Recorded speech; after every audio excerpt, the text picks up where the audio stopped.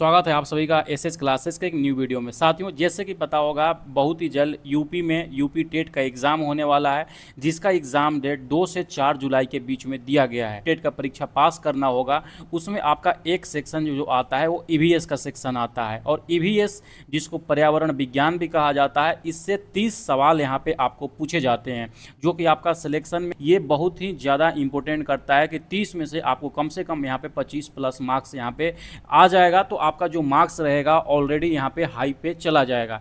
ठीक है साथियों, इसी के सीरीज में इसी के मदद करने के लिए मैं आप लोग के लिए सामने ये मास्टर वीडियो एक लेकर आ रहा हूँ। इस मास्टर वीडियो में आपको कंप्लीट 150 प्लस जो है ईवीएस के प्रीवियस ईयर क्वेश्चंस देखने को मिलेंगे। आपको पता होगा कि जो प्रीवियस ईयर क्वेश्चंस होते हैं वो किसी भी एग्ज़ाम के लिए बहुत ही ज़्यादा इंपॉर्टेंट होते हैं, क्योंकि प्रीवियस ईयर क्वेश्चंस को हर एग्ज़ाम में कुछ ना कुछ सवाल को यहाँ पे रिपीटेशन करते हैं। और इस प्रीवियस ईयर क्वेश्चन से हमको ये भी एक पता चलता है कि किस तरीक़ा से एग्ज़ाम में यहाँ पे सवाल पूछा जाता है। और ख़ास करके ये देखा जाता है, जैसे यूपी टेट का एग्ज़ाम हो या सी टेट का एग्ज़ाम हो, उसमें प्रीवियस ईयर क्वेश्चन बहुत सारा क्वेश्चन डायरेक्ट रूप से रिपीट करता है। इसीलिए प्रीवियस ईयर क्वेश्चंस को आपको एकदम रटा रटाया होना चाहिए। ठीक है, तो आज के इस मास्टर वीडियो में हम 2011 से लेकर 2026 तक में जो भी यहाँ पे यूपी टेट का एग्ज़ाम हुए हैं, जैसे कि 2011 में हुए थे, फिर 12 में हुए थे, 2019 में हुआ था, 2022 में हुआ था, तो सारे एग्ज़ाम जो भी एग्ज़ाम हुआ है यूपी टेट का, उसमें से 150 प्लस मोस्ट इंपॉर्टेंट क्वेश्चंस आप लोग के लिए हम लेकर आ रहे हैं। ठीक है, खास करके ये वीडियो का आप लोग लास्ट तक जरूर देखिएगा, और ये वीडियो देखने के बाद ना इसका पीडीएफ आप लोग जरूर से जरूर डाउनलोड कर लीजिएगा। ये पीडीएफ मैं अपने टेलीग्राम चैनल भेज दूंगा, जाकर वहां से आप लोग डाउनलोड कर लीजिएगा और इसको 2 से 3 बार एग्जाम से पहले पहले रिवीजन कर लीजिएगा, ताकि एक भी सवाल आपका छूटे ना। चलिए अब हम यहाँ पे क्लास को स्टार्ट करते हैं। जैसे कि देख पा रहे होंगे स्क्रीन पर, इसी टाइप से टोटल का टोटल सवाल हम यहाँ पे आपको लगभग 150 प्लस सवाल यहाँ पे कराने वाले हैं। ठीक है, ये आपको ये सीरीज को लास्ट तक जरूर देखना है, और लास्ट तक मैं बार बार कह रहा हूँ कि लास्ट तक देखने के बाद आप इसका पीडीएफ जरूर डाउनलोड कर लीजिएगा, और कम से कम 2 से 3 बार उसको एग्जाम से पहले रिविजन कर लीजिएगा। बहुत सारा सवाल इसमें से देखने को मिलेगा। सवाल पूछा गया है कि एक पारिस्थितिकी तंत्र में ऊर्जा का मुख्य स्रोत क्या है। ऑप्शन है एटीपी, सूर्य का प्रकाश, डीएनए और आरएनए। तो पारिस्थितिकी तंत्र में ऊर्जा का जो मुख्य स्रोत होता है, आपको पता होगा ये जो होता है सूर्य का प्रकाश होता है। ऑप्शन बी यहाँ पे ये राइट उत्तर हो जाएगा। अगला सवाल है, देखिए अब यहाँ पे 3 ऑप्शन दिया गया है। एटीपी क्या होता है? जो मांसपेशियों में ऊर्जा होता है ना, वो एटीपी के रूप में वहाँ पे संग्रहित होता है। ये भी सवाल पूछा जाता है। एक है डीएनए और दूसरा है आरएनए। डीएनए और आरएनए जो मानव ब्लड होता है, ब्लड से ये रिलेटेड है। कभी कभी पूछ देता है कि डीएनए का फुल फॉर्म क्या होता है। याद रखिएगा, डीऑक्सी राइबो न्यूक्लिक एसिड जो होता है डीएनए का फुल फॉर्म होता है। ठीक है, अगला सवाल है कि फूलों की घाटी कहाँ स्थित है। तो ये जो फूलों का घाटी स्थित है ना, वो उत्तराखंड में स्थित है। कभी कभी पूछ देता है उत्तराखंड में कहाँ पे स्थित है, तो उत्तराखंड के चामोली में ये स्थित है। आप लोग इसको भी अच्छे तरीके से याद रखिएगा। ठीक है, नेक्स्ट सवाल है, जैसे कि आप स्क्रीन पर देख पा रहे होंगे। नेक्स्ट सवाल में क्या पूछा गया आपसे कि गिर शेर परियोजना कहाँ स्थित है। जो गिर शेर परियोजना स्थित है वो गुजरात में स्थित है। आप लोग इसको भूलिएगा नहीं कि गुजरात में ये स्थित है। ठीक है, नेक्स्ट सवाल के ऊपर में चलते हैं। नेक्स्ट सवाल यहाँ पे दिया गया है। अब देखिए कभी कभी पूछता है ना कि जो ये गिर है ना, गिर किस लिए फेमस है। तो गिर जो फेमस है वो एशियाई शेर के लिए फेमस है। ठीक है, एशियाई शेर के लिए फेमस है। अब देखिए महाराष्ट्र भी एक जो राष्ट्रीय उद्यान है, तटोबा राष्ट्रीय उद्यान, तटोबा राष्ट्रीय उद्यान, इससे भी सवाल पूछा जाता है। अब ये जो तटोबा राष्ट्रीय उद्यान महाराष्ट्र में स्थित है, और ये भी बाघ के लिए ये जाना जाता है। ठीक है, नेक्स्ट सवाल नेक्स्ट है यहाँ पे मध्य प्रदेश। मध्य प्रदेश में एक कान्हा राष्ट्रीय उद्यान है। कान्हा राष्ट्रीय उद्यान ये हिरण के लिए फेमस है। इससे भी सवाल आप लोगों के लिए पूछा जाता है। अगला सवाल है चौथा नंबर सवाल। चौथा सवाल देखिए दिया गया है कि आर्सेनिक युक्त जल प्रदूषण की समस्या अधिकतम कहाँ पे है। 4 राज्य दिया गया है। तो सबसे ज़्यादा जो इसका समस्या है, उस समय यहाँ पे सवाल पूछा गया था ये यूपी टेट के अंतर्गत में, ये त्वचा कैंसर से भी संबंधित है। और यहाँ पे ये जो सबसे ज़्यादा अधिकतम समस्या है ये पश्चिम बंगाल का है। इससे क्या होता है, त्वचा कैंसर होता है। ठीक है, तो आप लोग इसको भी अच्छे से याद रखिएगा।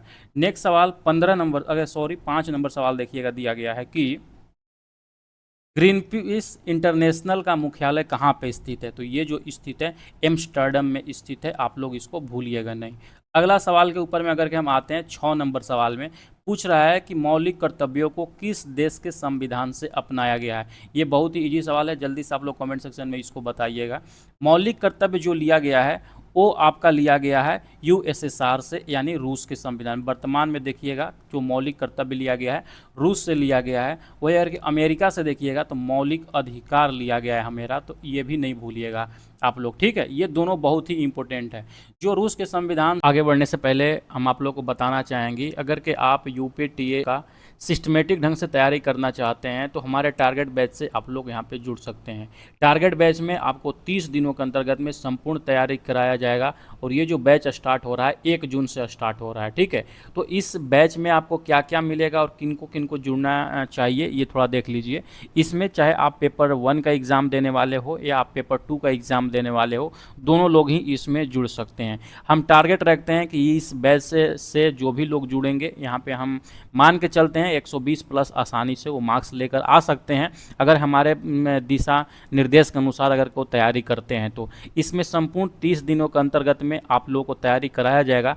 प्रतिदिन 30 दिनों तक टेस्ट के माध्यम से आपका प्रैक्टिस टेस्ट लिया जाएगा, जिससे कि आपका क्या वहाँ पे तैयारी में आपका कमी रह रहा है और किस पोर्शन में ज़्यादा मेहनत करने की ज़रूरत होगी, ये एनालिसिस के तौर पे हम यहाँ पे आप लोगों को डेली का डेली बताते चलेंगे।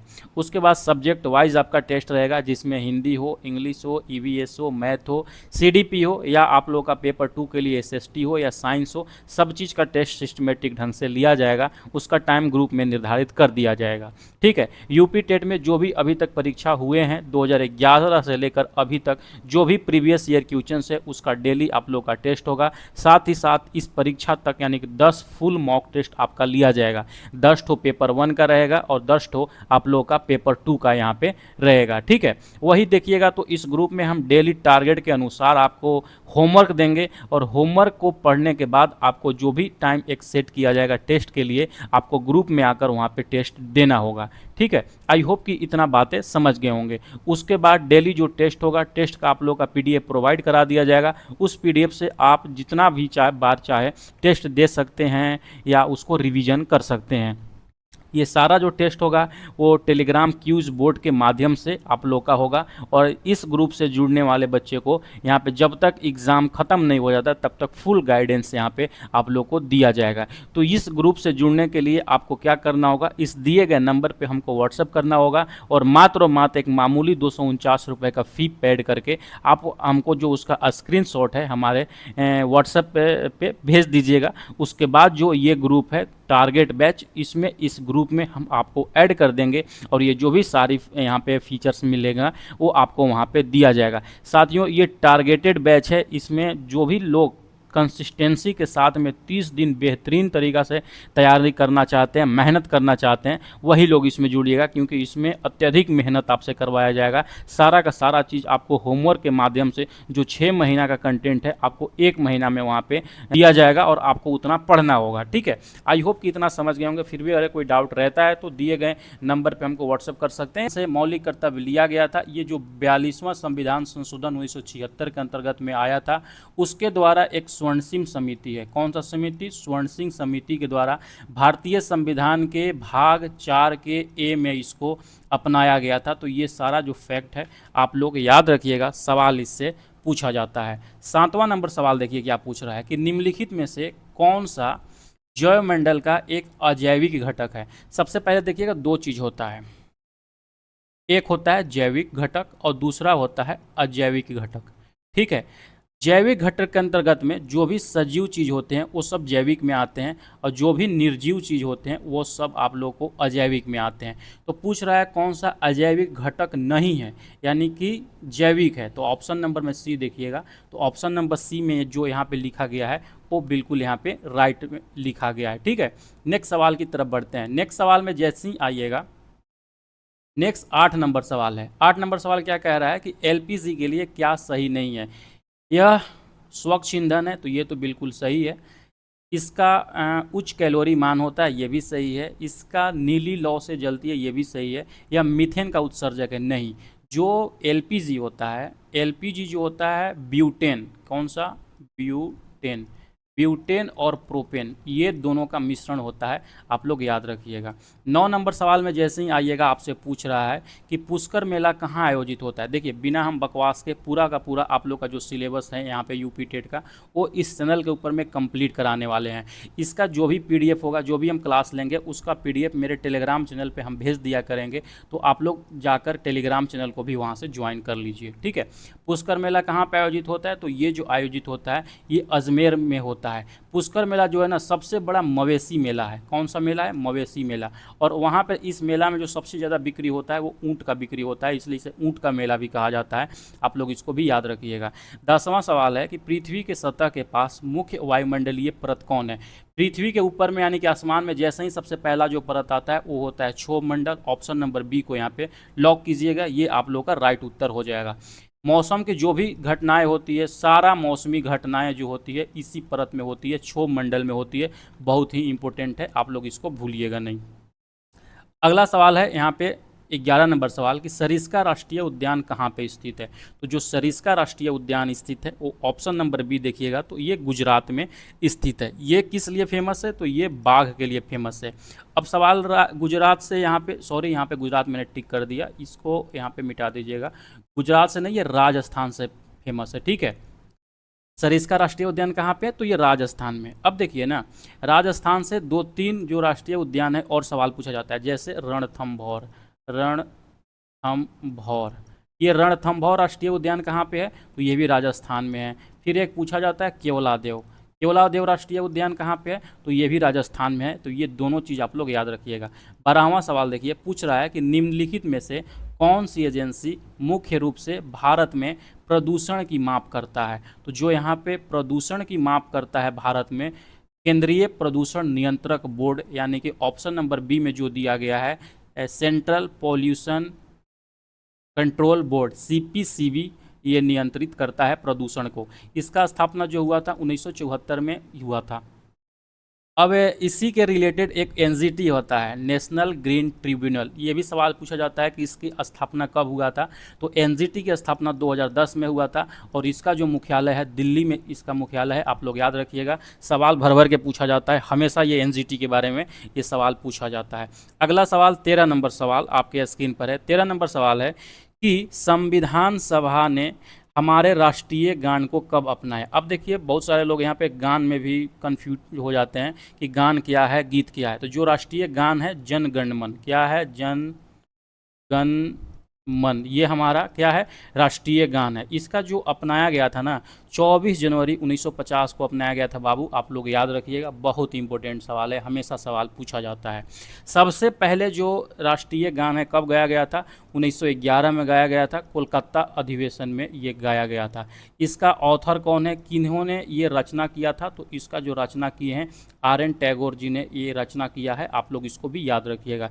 अब एक ये भी सवाल आता है कि राष्ट्रीय ध्वज कब अपनाया गया, तो याद रखिएगा जो राष्ट्रीय ध्वज को अपनाया गया था वो 22 जुलाई 1947 में इसको अपनाया गया था। बहुत इंपॉर्टेंट है। तो ये दोनों तीनों चीज़ जो मैंने बताया आप लोग याद रखिएगा। नेक्स्ट सवाल देखिए, पूछ रहा है 14वां सवाल कि कोटोपैक्सी एक सक्रिय ज्वालामुखी है, कहाँ पे स्थित है।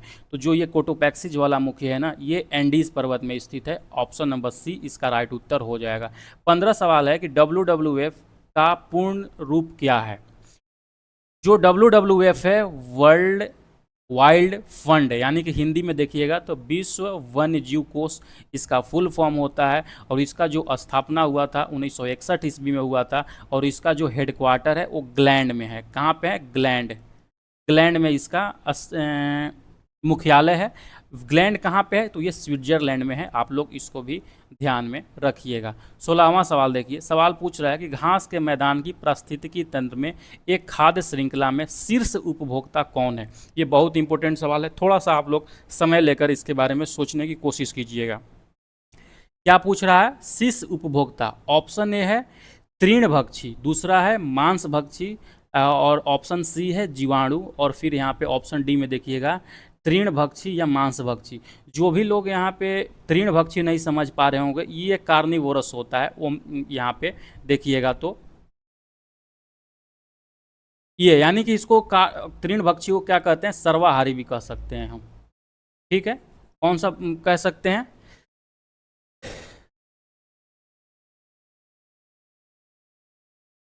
तृणभक्षी को, ठीक है। तो ऑप्शन पूछ रहा है कि शीर्ष उपभोक्ता कौन है, तो जो शीर्ष उपभोक्ता होगा आपका ना मांसाहारी होगा। अब देखिए यहाँ पे लोग ये कंफ्यूज करेंगे कि इसमें शीर्ष उपभोक्ता हमारा प्राथमिक उपभोक्ता होता है, नहीं।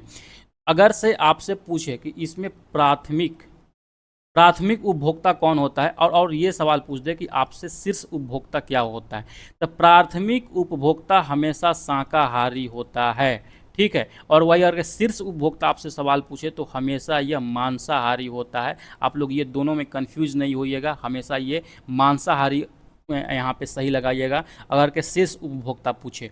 अगर आपसे पूछ दे कि यहाँ पे ये प्राथमिक उपभोक्ता कौन है, तो प्राथमिक उपभोक्ता में जो शाकाहारी से टिंडे हो गए, हिरण हो गए, गाय हो गए, ये सब प्राथमिक उपभोक्ता में आते हैं। लेकिन यहाँ सवाल पूछ रहा था कि शीर्ष उपभोक्ता कौन है, तो शीर्ष उपभोक्ता हमारा कौन हो जाएगा, मांसाहारी हो जाएगा। आप लोग हमेशा ये याद रखिएगा। 17 सवाल है, डॉट से गंगा नदी निकलती है, तो गंगा नदी कहाँ से निकलती है, तो ये बाबू गंगोत्री से निकलती है, ये हमेशा आप लोग याद रखिएगा। नेक्स्ट सवाल आता है 18 नंबर सवाल की वन्य जीव संरक्षण अधिनियम कब पारित किया गया, तो जो वन्य जीव संरक्षण अधिनियम पारित किया गया, ये पारित किया गया था 1972 ईस्वी में। अब इससे देखिए 2-3 सवाल और याद रखिएगा। पर्यावरण संरक्षण अधिनियम, पर्यावरण संरक्षण अधिनियम कब पारित किया गया था, तो ये पारित किया गया था 1986 ईस्वी में। अगर आपसे पूछे कि वन संरक्षण अधिनियम कब पारित किया गया था, तो वन संरक्षण अधिनियम जो पारित किया गया था 1980 ईस्वी में किया गया था। ये दोनों चीज़ आप लोग याद रखिएगा, और यही तीनों से सवाल बार बार यहाँ पूछा जाता है। प्रोजेक्ट टाइगर भारत में कब प्रारंभ किया गया था, तो ये जो प्रोजेक्ट टाइगर है ना, ये भारत में यहाँ पे 1973 ईस्वी में किया गया था। 1 अप्रैल 1973 ईस्वी में इसको प्रारंभ किया गया था। अंतर्राष्ट्रीय न्यायालय का मुख्यालय कहाँ पे है, तो अंतर्राष्ट्रीय न्यायालय का जो मुख्यालय है ये हेग में स्थित है, आप लोग याद रखिएगा। इसकी स्थापना कब हुआ था, तो 1945 ईस्वी में इसका स्थापना हुआ था। वर्ल्ड ट्रेड सेंटर यानी कि यहाँ पे WTO का मुख्यालय कहाँ पे, तो ये जिनेवा में है, याद रखिएगा। न्यूयॉर्क में किसका मुख्यालय है, तो न्यूयॉर्क में यूएनओ का मुख्यालय है। अगर आपसे पूछे कि पेरिस में किसका मुख्यालय है, तो वो मुख्यालय है यूनेस्को का। आप लोग ये तीनों चारों फैक्ट जो है याद रखिएगा। अगला सवाल आता है 21 नंबर की कार्बी आंगलोंग पठार किसका विस्तार है, तो ये जो विस्तार है ना, ये विस्तार है किसका, प्रायद्वीपीय पठार का इसका विस्तार है, आप लोग याद रखिएगा। और जो प्रायद्वीपीय पठार है ये किसका विस्तार है, तो ये दक्कन का पठार का यहाँ पे विस्तार है। ये तीनों चारों चीज़ याद रखिएगा। अगला 22 नंबर सवाल है कि सर्वप्रथम अनुच्छेद 1956 का उपयोग कब और कहाँ किया गया था। अगर कि आप ऑप्शन में देखिएगा तो दिया गया है बिहार 1958, जम्मू कश्मीर 1956, केरल 1959 या मध्य प्रदेश 1957। क्या पूछ रहा है कि अनुच्छेद 356। सबसे पहले ये आपको जानकारी लेना चाहिए कि 356 किससे संबंधित है।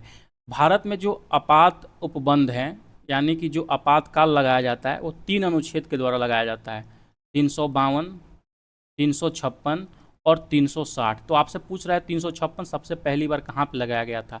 अगर कि नॉर्मली देखिएगा ना बाबू, तो सबसे पहले जो यहाँ पे 356 लगाया गया था पंजाब के अंतर्गत में लगाया गया था 1951 ईस्वी में। लेकिन ऑप्शन में तो पंजाब है ही नहीं। लेकिन उसके बाद अगर देखिएगा केरल में 1959 में लगाया गया था, इसीलिए ऑप्शन नंबर सी यहाँ पे ये राइट उत्तर हो जाएगा। अगला सवाल 23 नंबर सवाल देखिए। 23 नंबर सवाल पूछ रहा है कि एलिफेंटा द्वीप कहाँ पर स्थित है। ऑप्शन दिया है कच्छ के तट पर, मुंबई तट पर, गोवा तट पर या गुंगा डेल्टा। अगर कि आपने यहाँ पे मुंबई का जो गेटवे ऑफ इंडिया है वहाँ पे गए होंगे तो वहाँ से एलिफेंटा जो वहाँ पे द्वीप है वहाँ पर भी जाने के लिए बोट चलाया जाता है। और जो एलिफेंटा केव है यानी कि एलिफेंटा का गुफा, वहाँ एक समझिए कि टूरिस्ट प्लेस है, वहाँ पे लोग घूमने जाते हैं। तो इससे आप लोग याद रख सकते हैं कि जो मुंबई के तट है वहीं पे ये एलिफेंटा द्वीप पर ये स्थित है, आप लोग याद रखिएगा। ठीक है, नेक्स्ट सवाल की तरफ बढ़ते हैं। नेक्स्ट सवाल में जैसे ही आइएगा आपसे एक सवाल पूछा गया है, ये मिलान करने वाला सवाल है। दिया गया है कि सूची 2 के साथ में सूची 1 की तुलना करने के बाद सही कूट लिखे।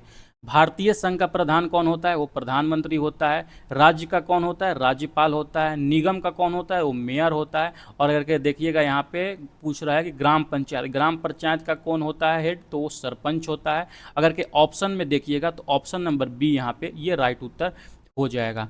25 नंबर सवाल है कि भिलाई संयंत्र इस्पात में स्थित है, ये कहाँ पे स्थित है।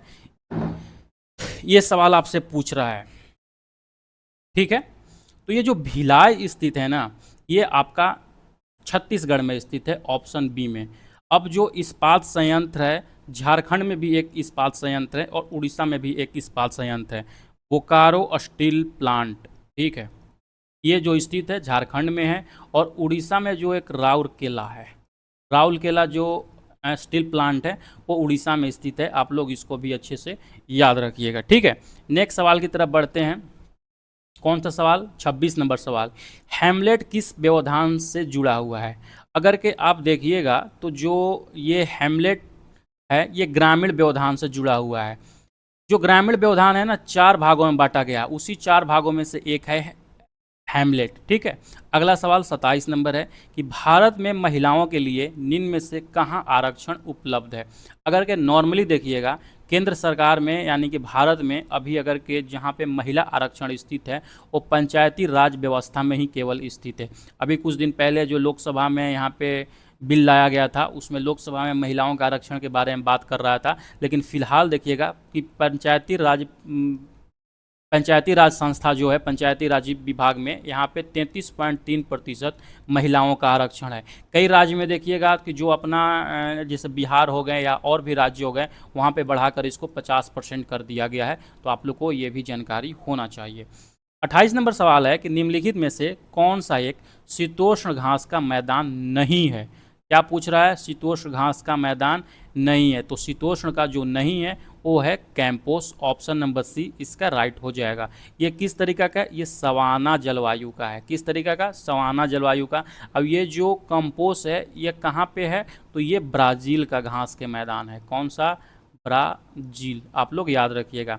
पंपास कहाँ पे है? तो ये अर्जेंटीना, अर्जेंटीना। जो डाउन्स है वो कहाँ का है? ऑस्ट्रेलिया, AUSTRALI, ऑस्ट्रेलिया का है। प्रेरी कहाँ का है? तो ये उत्तरी अमेरिका का है। आप लोग याद रखिएगा, सवाल पूछा जाता है, ठीक है। 29 नंबर में आते हैं। किसी राज्य के राज्यपाल के रूप में नियुक्ति होने के लिए किसकी कितनी उम्र होनी चाहिए? तो ये जो राज्यपाल के लिए जो एज होना चाहिए ये 35 वर्ष होना चाहिए। जैसे प्रेसिडेंट हो गया या वाइस प्रेसिडेंट हो गए, ठीक है, या गवर्नर हो गए, इसके लिए जो एज चाहिए होता है ना ये 35 साल चाहिए होता है, याद रखिएगा। अब ये भी सवाल पूछ सकता है आपसे कि जो राज्यपाल है, राज्यपाल का कार्यकाल कितना होता है? तो ऐसे नॉर्मली देखिएगा तो ये तो 5 वर्ष के लिए होता है, लेकिन अगर के राष्ट्रपति चाहे तो इसको बढ़ा भी सकता है। राज्यपाल का जो यहाँ पे उल्लेख है संविधान के किस अनुच्छेद में है, ये भी सवाल पूछा जाता है। तो अनुच्छेद 157 और 158 जो है यहाँ पर राज्यपाल से संबंधित है, ये आप लोग अच्छे से याद रखिएगा। नेक्स्ट सवाल की तरफ बढ़ते हैं। यहाँ पे देखिएगा तो आपसे पूछ रहा है 30वां नंबर सवाल में निम्नलिखित में से किस क्षेत्र में बारहसिंगा पाए जाते हैं? तो ये जो बारहसिंगा पाए जाते हैं तो ये टुंड्रा प्रदेश में पाए जाते हैं, ऑप्शन नंबर ए राइट होगा। बारहसिंगा क्या होता है? तो ये हिरण का ही एक प्रजाति है, इसमें कोई दो भाव नहीं है, ठीक है। अगला सवाल 31 नंबर सवाल यहाँ पे देखिए। एक परिवार एक इकाई है जिसमें एक माँ, पिता और उनके 2 बच्चे होते हैं। अब आप लोग बताइए क्या परिवार में एक माँ, एक पिता और उनके 2 बच्चे ही होते हैं और कोई नहीं होता है? ये स्टेटमेंट दे रहा है।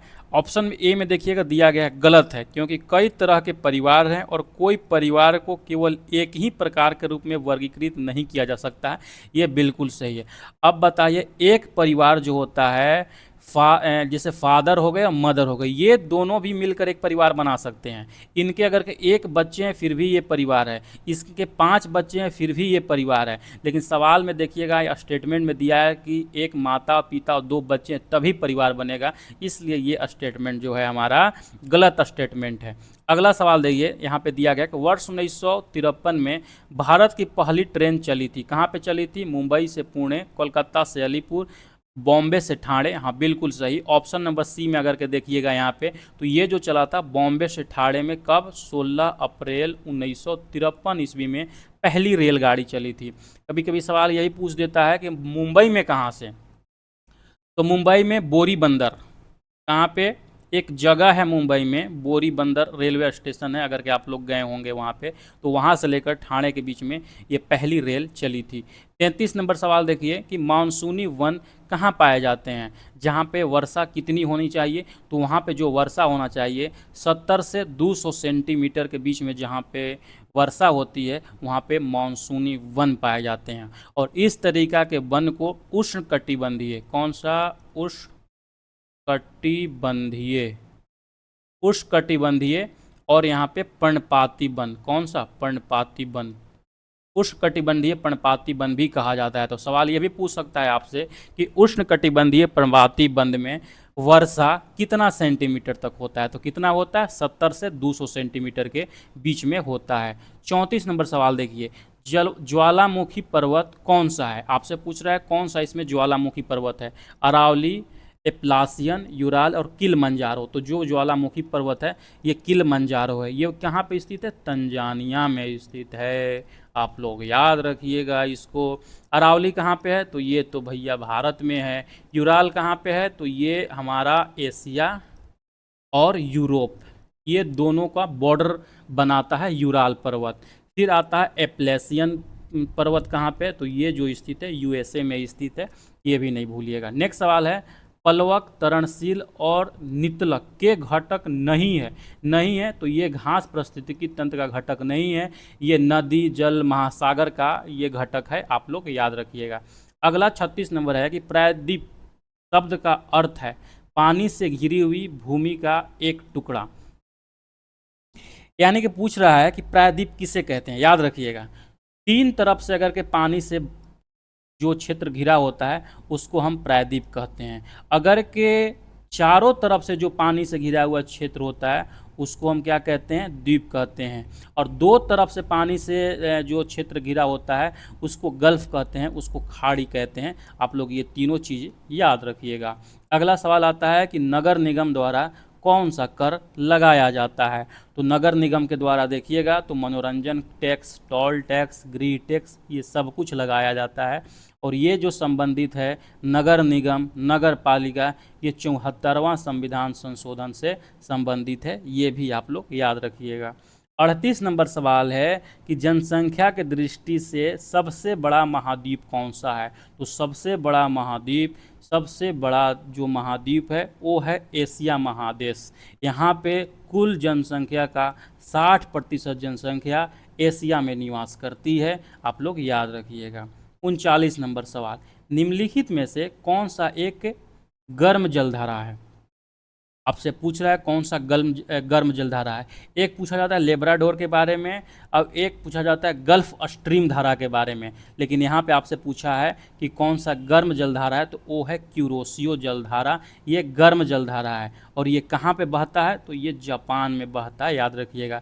लेब्राडोर जो कैसी जलधारा है, तो यह एक ठंडी जलधारा है, ये भी याद रखिएगा। एक जो गल्फ स्ट्रीम के बारे में हमेशा पूछा जाता है कि गल्फ स्ट्रीम कैसी जलधारा है, तो ये भी गर्म जलधारा है, आप लोग ये भी याद रखिएगा। और आज का वीडियो का ये लास्ट सवाल देखिएगा। सवाल पूछ रहा है कि लक्षद्वीप में स्थित है, अगर कि आप भारत का मैप देखे होंगे तो इस तरफ में जो स्थित है यहाँ पे ये लक्षद्वीप स्थित है, और इधर में आइएगा तो अंडमान निकोबार द्वीप समूह यहाँ पे स्थित है। तो इधर का जो पार्ट है इसमें जो है वो अरब सागर है, कौन सा है, अरब सागर। और इधर में आइएगा तो इधर क्या है, बे ऑफ बंगाल, यानी कि बंगाल की खाड़ी है।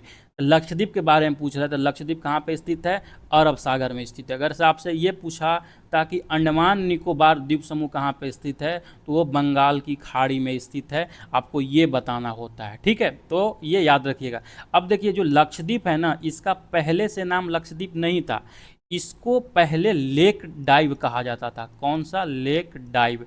लेकिन 1973 ईस्वी में इसका नाम बदलकर लक्षद्वीप कर दिया गया था, आप लोग इसको याद रखिएगा। सवाल यह भी पूछ सकता है कि लक्षद्वीप का पुराना नाम क्या था, तो लक्षद्वीप का पुराना नाम लेक डाइव था, लेकिन 1973 ईस्वी में इसका नाम परिवर्तित कर कर लक्षद्वीप कर दिया गया था, ठीक है। ये दिया गया है कि पृथ्वी पर जलवायु परिवर्तन का कारण बनने वाली मानवीय गतिविधियों में क्या शामिल है। ऑप्शन है जंगलों का जलना, कृषि गतिविधियाँ, एरोसोल के डिब्बे का उपयोग। अब देखिए यहाँ पे जब जलवायु परिवर्तन के कारण जो यहाँ पे मानवीय गतिविधि होती है, उपयुक्त में से एक से अधिक होते हैं, यानी कि उपयुक्त में से सभी होता है। 42 नंबर सवाल है कि पारिस्थितिकी तंत्र में ऊर्जा प्रवाह के बारे में निम्नलिखित में से कौन सा श्रृंखला सत्य है। आपको बताना है कि जो यहाँ पारिस्थितिकी तंत्र में ऊर्जा का प्रवाह होता है वो कैसे होता है। तो वो होता है, सबसे पहले उत्पादक होता है, उत्पादक के बाद पहले उपभोक्ता आता है, उपभोक्ता में प्रथम द्वितीयक तृतीयक ये होता है, और फिर लास्ट में यहाँ पे देखिएगा तो ये अपघटक में होता है। तो ऑप्शन नंबर सी यहाँ पे इसका राइट उत्तर होगा। 43 सवाल है कि लोकसभा की कार्यवाही का पहला घंटा किस रूप में जाना जाता है। तो लोकसभा में जब कार्यवाही स्टार्ट होता है तो जो पहला घंटा होता है, यानी कि 11 से लेकर 12 बजे के बीच का जो समय काल होता है उसको कहा जाता है प्रश्नकाल, और इसमें अधिकतम कोई भी सांसद यहाँ पे 20 सवाल पूछ सकता है लोकसभा में। ठीक है, आई होप कितना समझ गए होंगे। ठीक है, यूपी टेट के लिए साथियों जो यहाँ पे है बहुत ही जल्द टारगेट बैच स्टार्ट होने वाला है। टारगेट बैच में हम क्या करेंगे कि जो भी यूपी टेट में प्रीवियस ईयर क्वेश्चंस आए हुए हैं या जो भी इम्पोर्टेंट यहाँ पे क्वेश्चंस हैं, सेट प्रैक्टिस हैं, ये सब कुछ टेलीग्राम क्यूज बोर्ड के माध्यम से हम यहाँ पे करवाएंगे, जो कि 1 मंथ के लिए हम यहाँ पे स्टार्ट करेंगे। इसमें सब कुछ इतना प्रैक्टिस आपका करवा देंगे कि जो भी लोग इसमें जुड़ेंगे उसका सिलेक्शन यहाँ पे पक्का है। इसके बारे में जानकारी हम अपने टेलीग्राम चैनल पर दे देंगे, तो आप हमसे जुड़े रहिएगा। जब यहाँ पे हो सकता है 1 तारीख से आपका कन्फर्म है कि 1 जून से आप लोग का ये बैच स्टार्ट हो जाएगा, और 1 महीने यहाँ पे डेली आप लोगों का प्रैक्टिस सेट इसमें चलेगा ऑनलाइन। ठीक है, तो इसके बारे में जानकारी के लिए टेलीग्राम चैनल से जुड़ जाइएगा, वहीं पे हम आपका जानकारी शेयर कर देंगे कैसे इसमें जुड़ना है।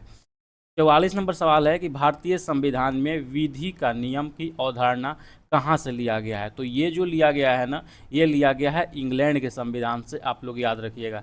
इंग्लैंड एक ऐसा देश है जिसका लिखित संविधान नहीं है, ये भी आप लोग याद रखिएगा। इसका जो संविधान है अलिखित संविधान है।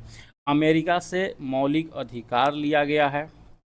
ठीक है, वही अगर के आयरलैंड से देखिएगा तो नीति निर्देशक तत्व, यानी कि नीति निर्देशक डीपीएसपी जो है वो जो लिया गया है वो आयरलैंड के संविधान से लिया गया है। तो आप लोग याद रखिएगा, सवाल बार बार ये पूछा जाता है। 45 नंबर सवाल है कि संविधान का 74वां संविधान संशोधन किससे संबंधित है। अब देखिएगा 2 चीज़ है, एक 73वां जो कि सवाल बार बार पूछा जाता है, दूसरा है यहाँ पे 74वां। 74वां जो संबंधित है साथियों वह नगर पालिका से संबंधित है। किससे? नगर पालिका। और ये जो नगर पालिका होता है ना, ये शहरी क्षेत्रों में होता है। और 73वां संविधान संशोधन जो यहाँ पे संबंधित है वो आपका संबंधित है यहाँ पे पंचायती राज से, जो कि ग्रामीण के लिए यहाँ पे गांव में जो व्यवस्था होती है उसमें संबंधित है। तो अगर देखिएगा 74वां के बारे में पूछ रहा है तो ये शहरी स्थानीय स्वशासन के रूप में ऑप्शन नंबर बी यहाँ पे राइट उत्तर हो जाएगा। ठीक है, 46 नंबर सवाल है कि लोकसभा और राज्यसभा की संयुक्त बैठक किसके द्वारा यहाँ पे बुलाई जाती है। तो याद रखिएगा कि जो लोकसभा और राज्यसभा की जो संयुक्त बैठक बुलाया जाता है ना, वो राष्ट्रपति के द्वारा बुलाया जाता है, लेकिन जो उसका अध्यक्षता किया जाता है, यानी कि जो उसका स्पीकर होता है वो लोकसभा के अध्यक्ष, वो दोनों संयुक्त बैठक की अध्यक्षता करता है। अब ये भी सवाल पूछा जाता है कि संयुक्त जो बैठक बुलाया जाता है वो आर्टिकल कितना में इसका वर्णन है। तो संविधान के आर्टिकल 108 में संयुक्त बैठक का वहाँ पे जिक्र किया गया है, आप लोग याद रखिएगा। 47 नंबर सवाल है कि रेड डाटा जिसे लाल सूची बुक किससे संबंधित है। तो ये जो संबंधित है ऑप्शन में देखिएगा, नदियों के प्रदूषण से बिल्कुल नहीं, भूमिगत जल स्तर की कमी से नहीं, तो ये जो संबंधित है विलुप्त होने के कगार पर जंतु। अब देखिए बहुत सारे लोग इसमें कंफ्यूज ये करते हैं कि इसमें क्या क्या होता है। तो इसमें यहाँ पे जानवर भी होते हैं और पौधे भी होते हैं, दोनों यहाँ पे होते हैं। ठीक है, तो ये भी याद रखिएगा कि दोनों जो लुप्त प्राय के कगार पर हो, चाहे वो जानवर हो या प्रजाति हो या पौधे पादप हो, वो सब कुछ यहाँ पे रेड डाटा बुक में शामिल किया जाता है। अगला सवाल आता है 48 नंबर सवाल कि गर्म भूजल से किस प्रकार की ऊर्जा प्राप्त होती है। सवाल आपसे पूछ रहा है। तो ये जो ऊर्जा प्राप्त होती है भूतापीय ऊर्जा प्राप्त होती है, ऑप्शन नंबर सी ये राइट उत्तर हो जाएगा। भारतीय वन्यजीव संस्थान WII कहाँ पे स्थित है। तो ये जो स्थित है वो देहरादून में स्थित है, और इसका जो स्थापना हुआ था 1982 ईस्वी में स्थापना हुआ था, आप लोग इसको भी याद रखिएगा।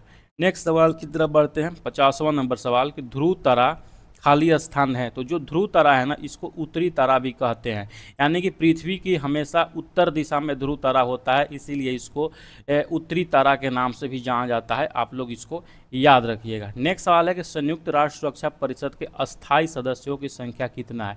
अब याद रखिएगा, जो सुरक्षा परिषद है ये यूएनओ का भाग है, ठीक है, और इसमें 15 सदस्य होते हैं। 15 सदस्य में जो 10 होते हैं वो अस्थायी होते हैं और जो 5 होते हैं वो अस्थायी होते हैं। आपको ये भी पता होना चाहिए। तो पूछ रहा है अस्थायी सदस्यों की संख्या, तो ये 5 है। भारत भी अस्थायी यहाँ पे सदस्य है सुरक्षा परिषद का, याद रखिएगा। अब हम थोड़ा सा अब आए हैं तो यूएनओ के बारे में बात कर लेते हैं। यूएनओ का जो स्थापना हुआ था वो हुआ था 24 अक्टूबर 1945 को इसका स्थापना हुआ था, ठीक है। इसका जो हेड क्वार्टर है वो पूछा जाता है न्यूयॉर्क में, इसका यहाँ पे हेड क्वार्टर है, मुख्यालय है, याद रखिएगा ये दोनों चीज़।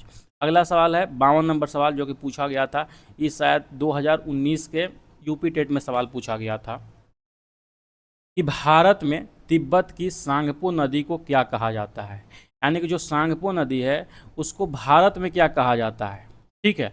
तो भारत में यहाँ पे जो कहा जाता है ब्रह्मपुत्रा नदी कहा जाता है, और ब्रह्मपुत्रा नदी को ही तिब्बत में देखिएगा तो सांगपो नदी कहा जाता है। वही अगर के आप लोग बांग्लादेश, कहाँ पे, बांग्लादेश में देखिएगा तो वहाँ पे इसको जमुना नदी कहा जाता है। तो जो ब्रह्मपुत्रा नदी है ना, इसको अलग अलग देशों में अलग अलग नाम से जाना जाता है। आप लोग इसको अच्छे तरीके से याद रखिएगा, ठीक है। नेक्स्ट सवाल के ऊपर में आते हैं। अगला सवाल है 53 नंबर सवाल, जैसे कि स्क्रीन पर आप लोग देख पा रहे होंगे। 53 नंबर सवाल में पूछ रहा है कि निम्नलिखित में से संविधान के किस अनुच्छेद में समानता के अधिकार का उल्लेख किया गया है। तो जो ये समानता का अधिकार का उल्लेख किया गया है, ये संविधान के, याद रखिएगा, भाग 3 में आर्टिकल 12 से लेकर आर्टिकल 35 के बीच में यहाँ पे ये चीज़ किया गया है। लेकिन यहाँ में देखिएगा अनुच्छेद में समानता के अधिकार आपसे पूछ रहा है, सॉरी, ये 12 से जो 35 किया गया है ना, ये मौलिक अधिकार किया गया है, ठीक है। कौन सा फंडामेंटल जो राइट होता है वो मौलिक अधिकार का बात किया गया है, जिसमें समानता का अधिकार जो है आर्टिकल 14 से लेकर आर्टिकल 18 के बीच में जो है ये समानता का अधिकार है। अगला सवाल है कि एशिया का सबसे बड़ा पशु मेला आयोजित किया जाता है, तो ये कहाँ पे आयोजित किया जाता है। तो देखिएगा, सबसे बड़ा जो पशु मेला है वो यहाँ पे आयोजित किया जाता है, वो सोनपुर में आयोजित किया जाता है, ठीक है। ये सबसे बड़ा एशिया का पशु मेला है। अब आप लोग में से किसी लोग का दिमाग में आएगा कि जो पुष्कर है, यहाँ पे पुष्कर में कौन सा मेला आयोजित किया जाता है। तो ये भी पशु मेला होता है, लेकिन ये जो है ऊँट के लिए खासकर प्रसिद्ध है। आप लोग याद रखिएगा ये पुष्कर मेला।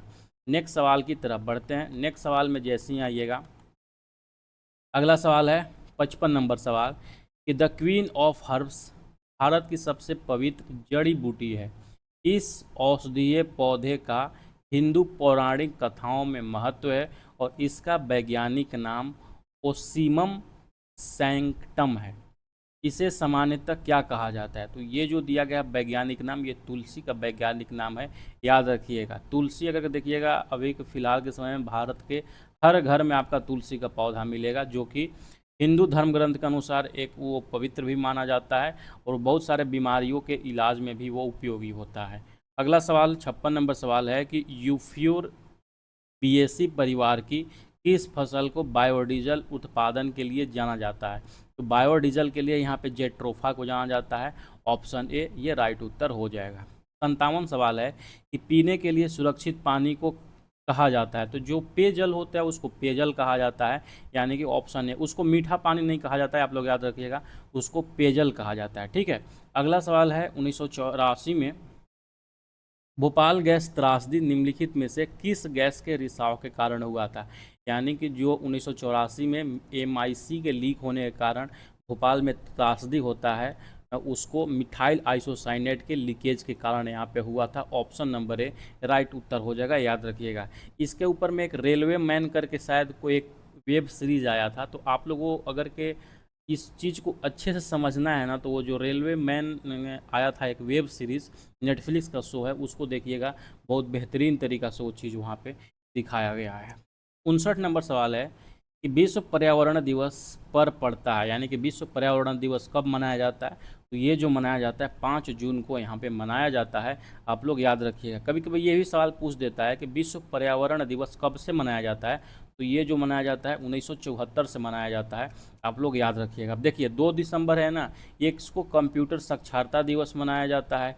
16 दिसंबर करके देखिएगा तो ये ओजोन दिवस यहाँ पे मनाया जाता है। तो ये दोनों चीज़ आप लोग याद रखिएगा, सवाल इससे भी पूछा जाता है। 60 नंबर सवाल है कि एम.एस. स्वामीनाथन कौन थे? एक पत्रकार थे, कृषि वैज्ञानिक थे, या पारिस्थितिकी वैज्ञानिक थे, या पक्षी विज्ञानी थे? तो ये जो थे ये कृषि विज्ञान थे, ठीक है। और भारत में हरित क्रांति की जनक इनको कहा जाता है, किनको? एम.एस. स्वामीनाथन जी को आप लोग याद रखिएगा, ठीक है। नेक्स्ट सवाल 61 नंबर सवाल है कि सर्वाधिक जैव विविधता पाई जाती है, कहाँ पे सर्वाधिक पाई जाती है? तो भारत के साइलेंट वैली जो यहाँ पे राष्ट्रीय उद्यान है, जो कि केरल में पड़ता है, यहाँ पे सबसे ज़्यादा जैव विविधता पाया जाता है, ठीक है। ये कहाँ पे है? तो ये है केरल में, साइलेंट वैली उद्यान केरल में है। अब इसको राष्ट्रीय उद्यान का जो दर्जा मिला था 1984 ईस्वी मिला था। और देखिए याद रखिएगा ना, ये जो साइलेंट वैली राष्ट्रीय उद्यान है ना, ये खास पूंछ वाला बंदर, कौन सा? शेर पूंछ मकाक, इसके लिए ये फेमस है। सवाल ये पूछा जाता है शेर पूंछ वाला मकाक कहाँ के लिए फेमस है, तो ये जो फेमस है ना, वो फेमस है साइलेंट वैली राष्ट्रीय उद्यान से, ये फेमस है, ठीक है। नेक्स्ट सवाल की तरफ बढ़ते हैं। अगला है सवाल 62 नंबर सवाल। 62 नंबर सवाल यहाँ पे पूछ रहा है आपसे कि पारिस्थितिकी तंत्र के घटक है, कौन से घटक है वह पारिस्थितिकी तंत्र से? तो यहाँ पे अगर ऑप्शन ए में देखिएगा दिया गया है पौधे और पशु, उत्पादक, उपभोक्ता, अपघटक। उत्पादक, उपभोक्ता, जैव और अजैविक, जैविक और अजैविक। तो देखिए पारिस्थितिकी तंत्र के 2 ही घटक हैं, एक जैविक है और एक अजैविक है। इसी में टोटल पारिस्थितिकी तंत्र समाहित है। जैविक मतलब जो सजीव हैं और अजैविक मतलब निर्जीव है। ये पूरे ब्रह्मांड में 2 ही चीज़ हैं, या तो सजीव हैं या निर्जीव हैं। इसीलिए यहाँ पे ऑप्शन नंबर डी ये राइट उत्तर हो जाएगा। पारिस्थितिकी तंत्र शब्द का किसने गढ़ा था, सबसे पहले किसने यूज़ किया था इस शब्द का? तो याद रखिएगा ऑप्शन नंबर डी इसका राइट उत्तर हो जाएगा, डॉक्टर ए.जी. टैंसले, ठीक है। अब एक भी सवाल आता है, एक हेकेल के बारे में पूछा जाता है। एक है हेकेल और दूसरा है ओडूम, ठीक है। ये 2 वैज्ञानिक हैं जो कि पारिस्थितिकी तंत्र से ही जुड़े हुए हैं। याद रखिएगा, अगर के सवाल आपसे ये पूछे कि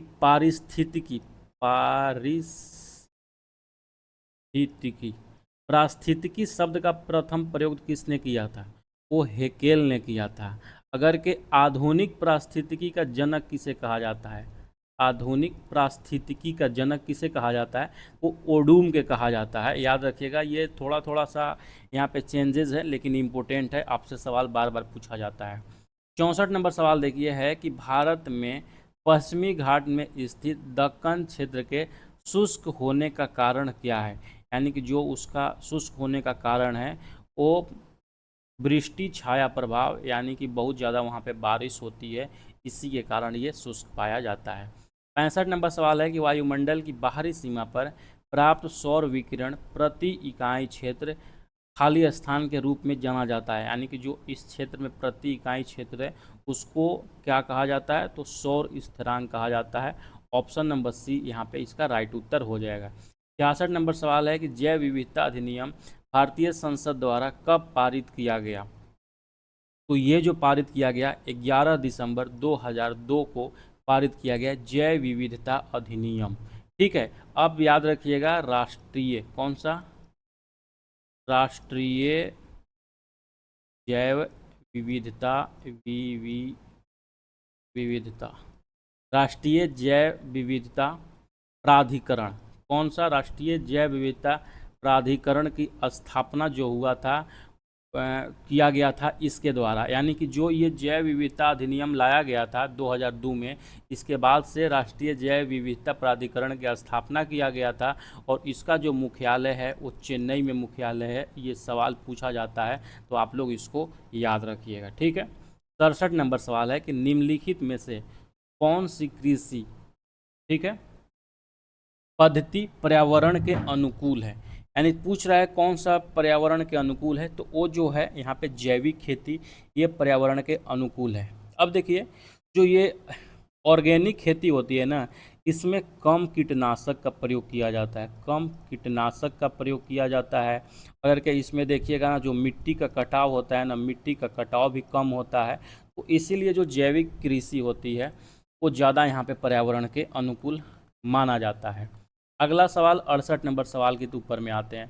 68 सवाल पूछ रहा है कि अम्लीय वर्षा किसकी उपस्थिति के कारण होता है। ऑप्शन ए है हाइड्रोक्लोरिक अम्ल, बोरिक अम्ल, सिरका अम्ल या सल्फ्यूरिक अम्ल। तो यानी कि ये आपको सबको पता होगा, ये जो होता है सल्फ्यूरिक अम्ल के कारण होता है। ऑप्शन नंबर डी इसका राइट उत्तर होगा।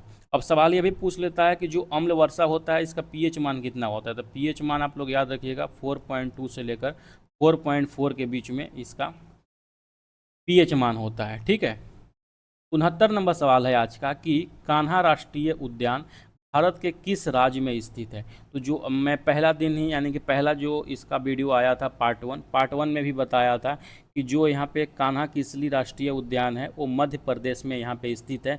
और ये जो संबंधित है वो बाघों के लिए संबंधित है, यानी कि ये टाइगर रिजर्व है, आप लोग याद रखिएगा। नेक्स्ट सवाल 70 नंबर सवाल है कि 1916 का लखनऊ समझौता किसके बीच हुआ था। तो जो 1916 में लखनऊ समझौता हुआ था कि जो कि नरम दल और गरम दल यानी कि यहाँ पे कांग्रेस और मुस्लिम लीग के बीच में यहाँ पे क्या हुआ था, समझौता हुआ था। ऑप्शन नंबर ए यहाँ पे राइट उत्तर हो जाएगा। 71 नंबर सवाल है कि घुड़खर अभयारण्य या जंगली गधा अभयारण्य कहाँ पे स्थित है। तो ये गुजरात के कच्छ के रण में स्थित है। ऑप्शन नंबर डी आप लोग याद रखिएगा। कार्बन डेटिंग से क्या तात्पर्य है। तो जो कार्बन डेटिंग से यानी कि जो है उसका एज का पता किया जाता है।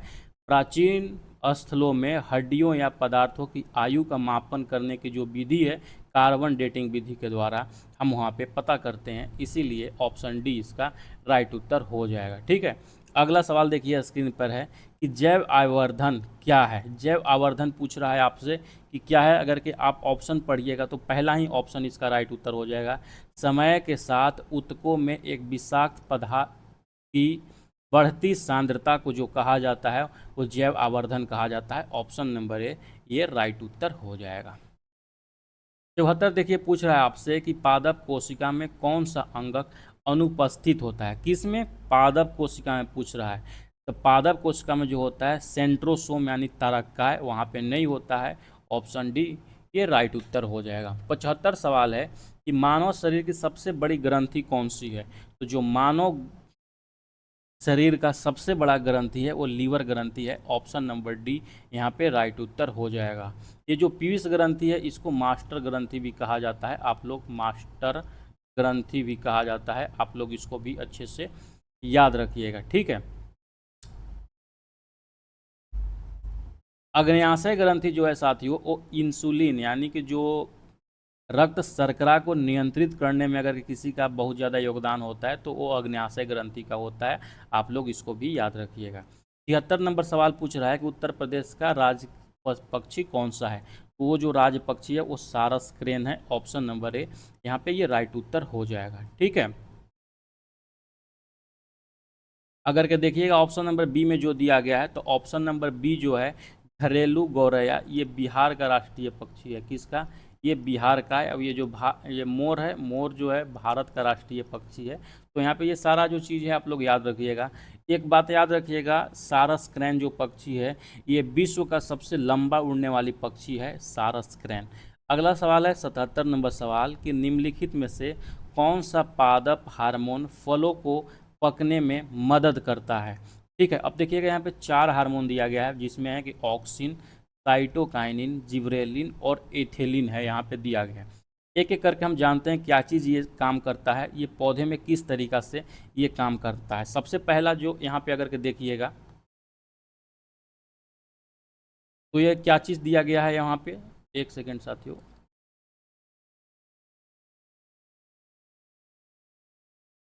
अगर के देखिएगा 77 नंबर में पहला जो दिया गया है ऑक्सिन के बारे में। ऑक्सिन क्या करता है, पौधा में जो है वृद्धि के लिए जिम्मेदार कोई हार्मोन है वो है ऑक्सिन।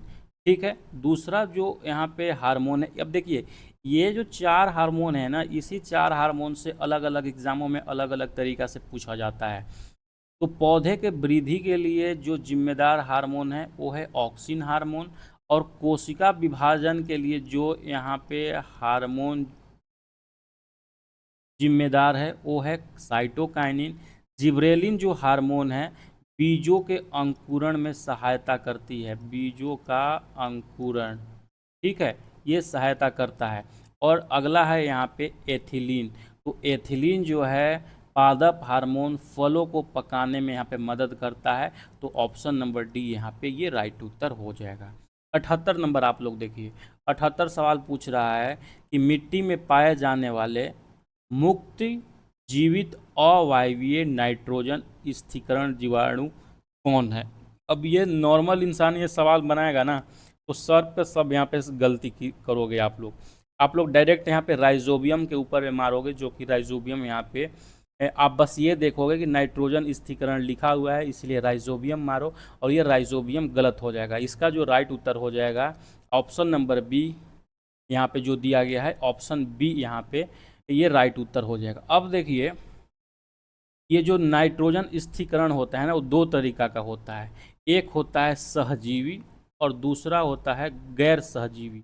एक होता है सहजीवी और दूसरा होता है गैर सहजीवी, ठीक है।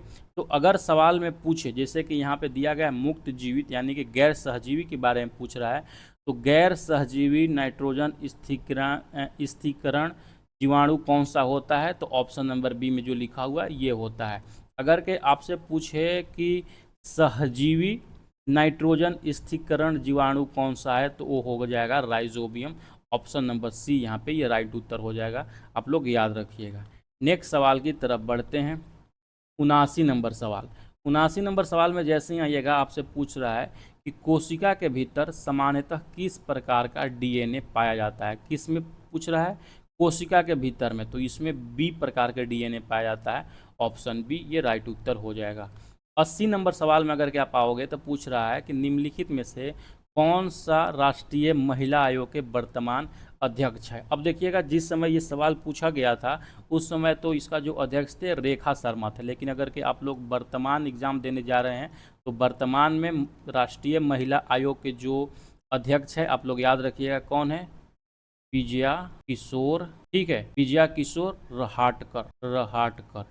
वर्तमान में राष्ट्रीय महिला आयोग के जो अध्यक्ष है विजया किशोर रहाटकर है, और ये जिस समय सवाल पूछा गया था उस समय रेखा शर्मा इसके अध्यक्ष थे, ठीक है। लिखित में से कौन सा अस्थानबद्ध जीव का एक उदाहरण है, ठीक है। तो ऑप्शन नंबर ए में जैसे देखिएगा यूप्लेक्टेला जो है यह एक स्थानबद्ध उदाहरण है, जो कि आपका 2019 के यूपी टेट में ये सवाल पूछा गया था, ठीक है।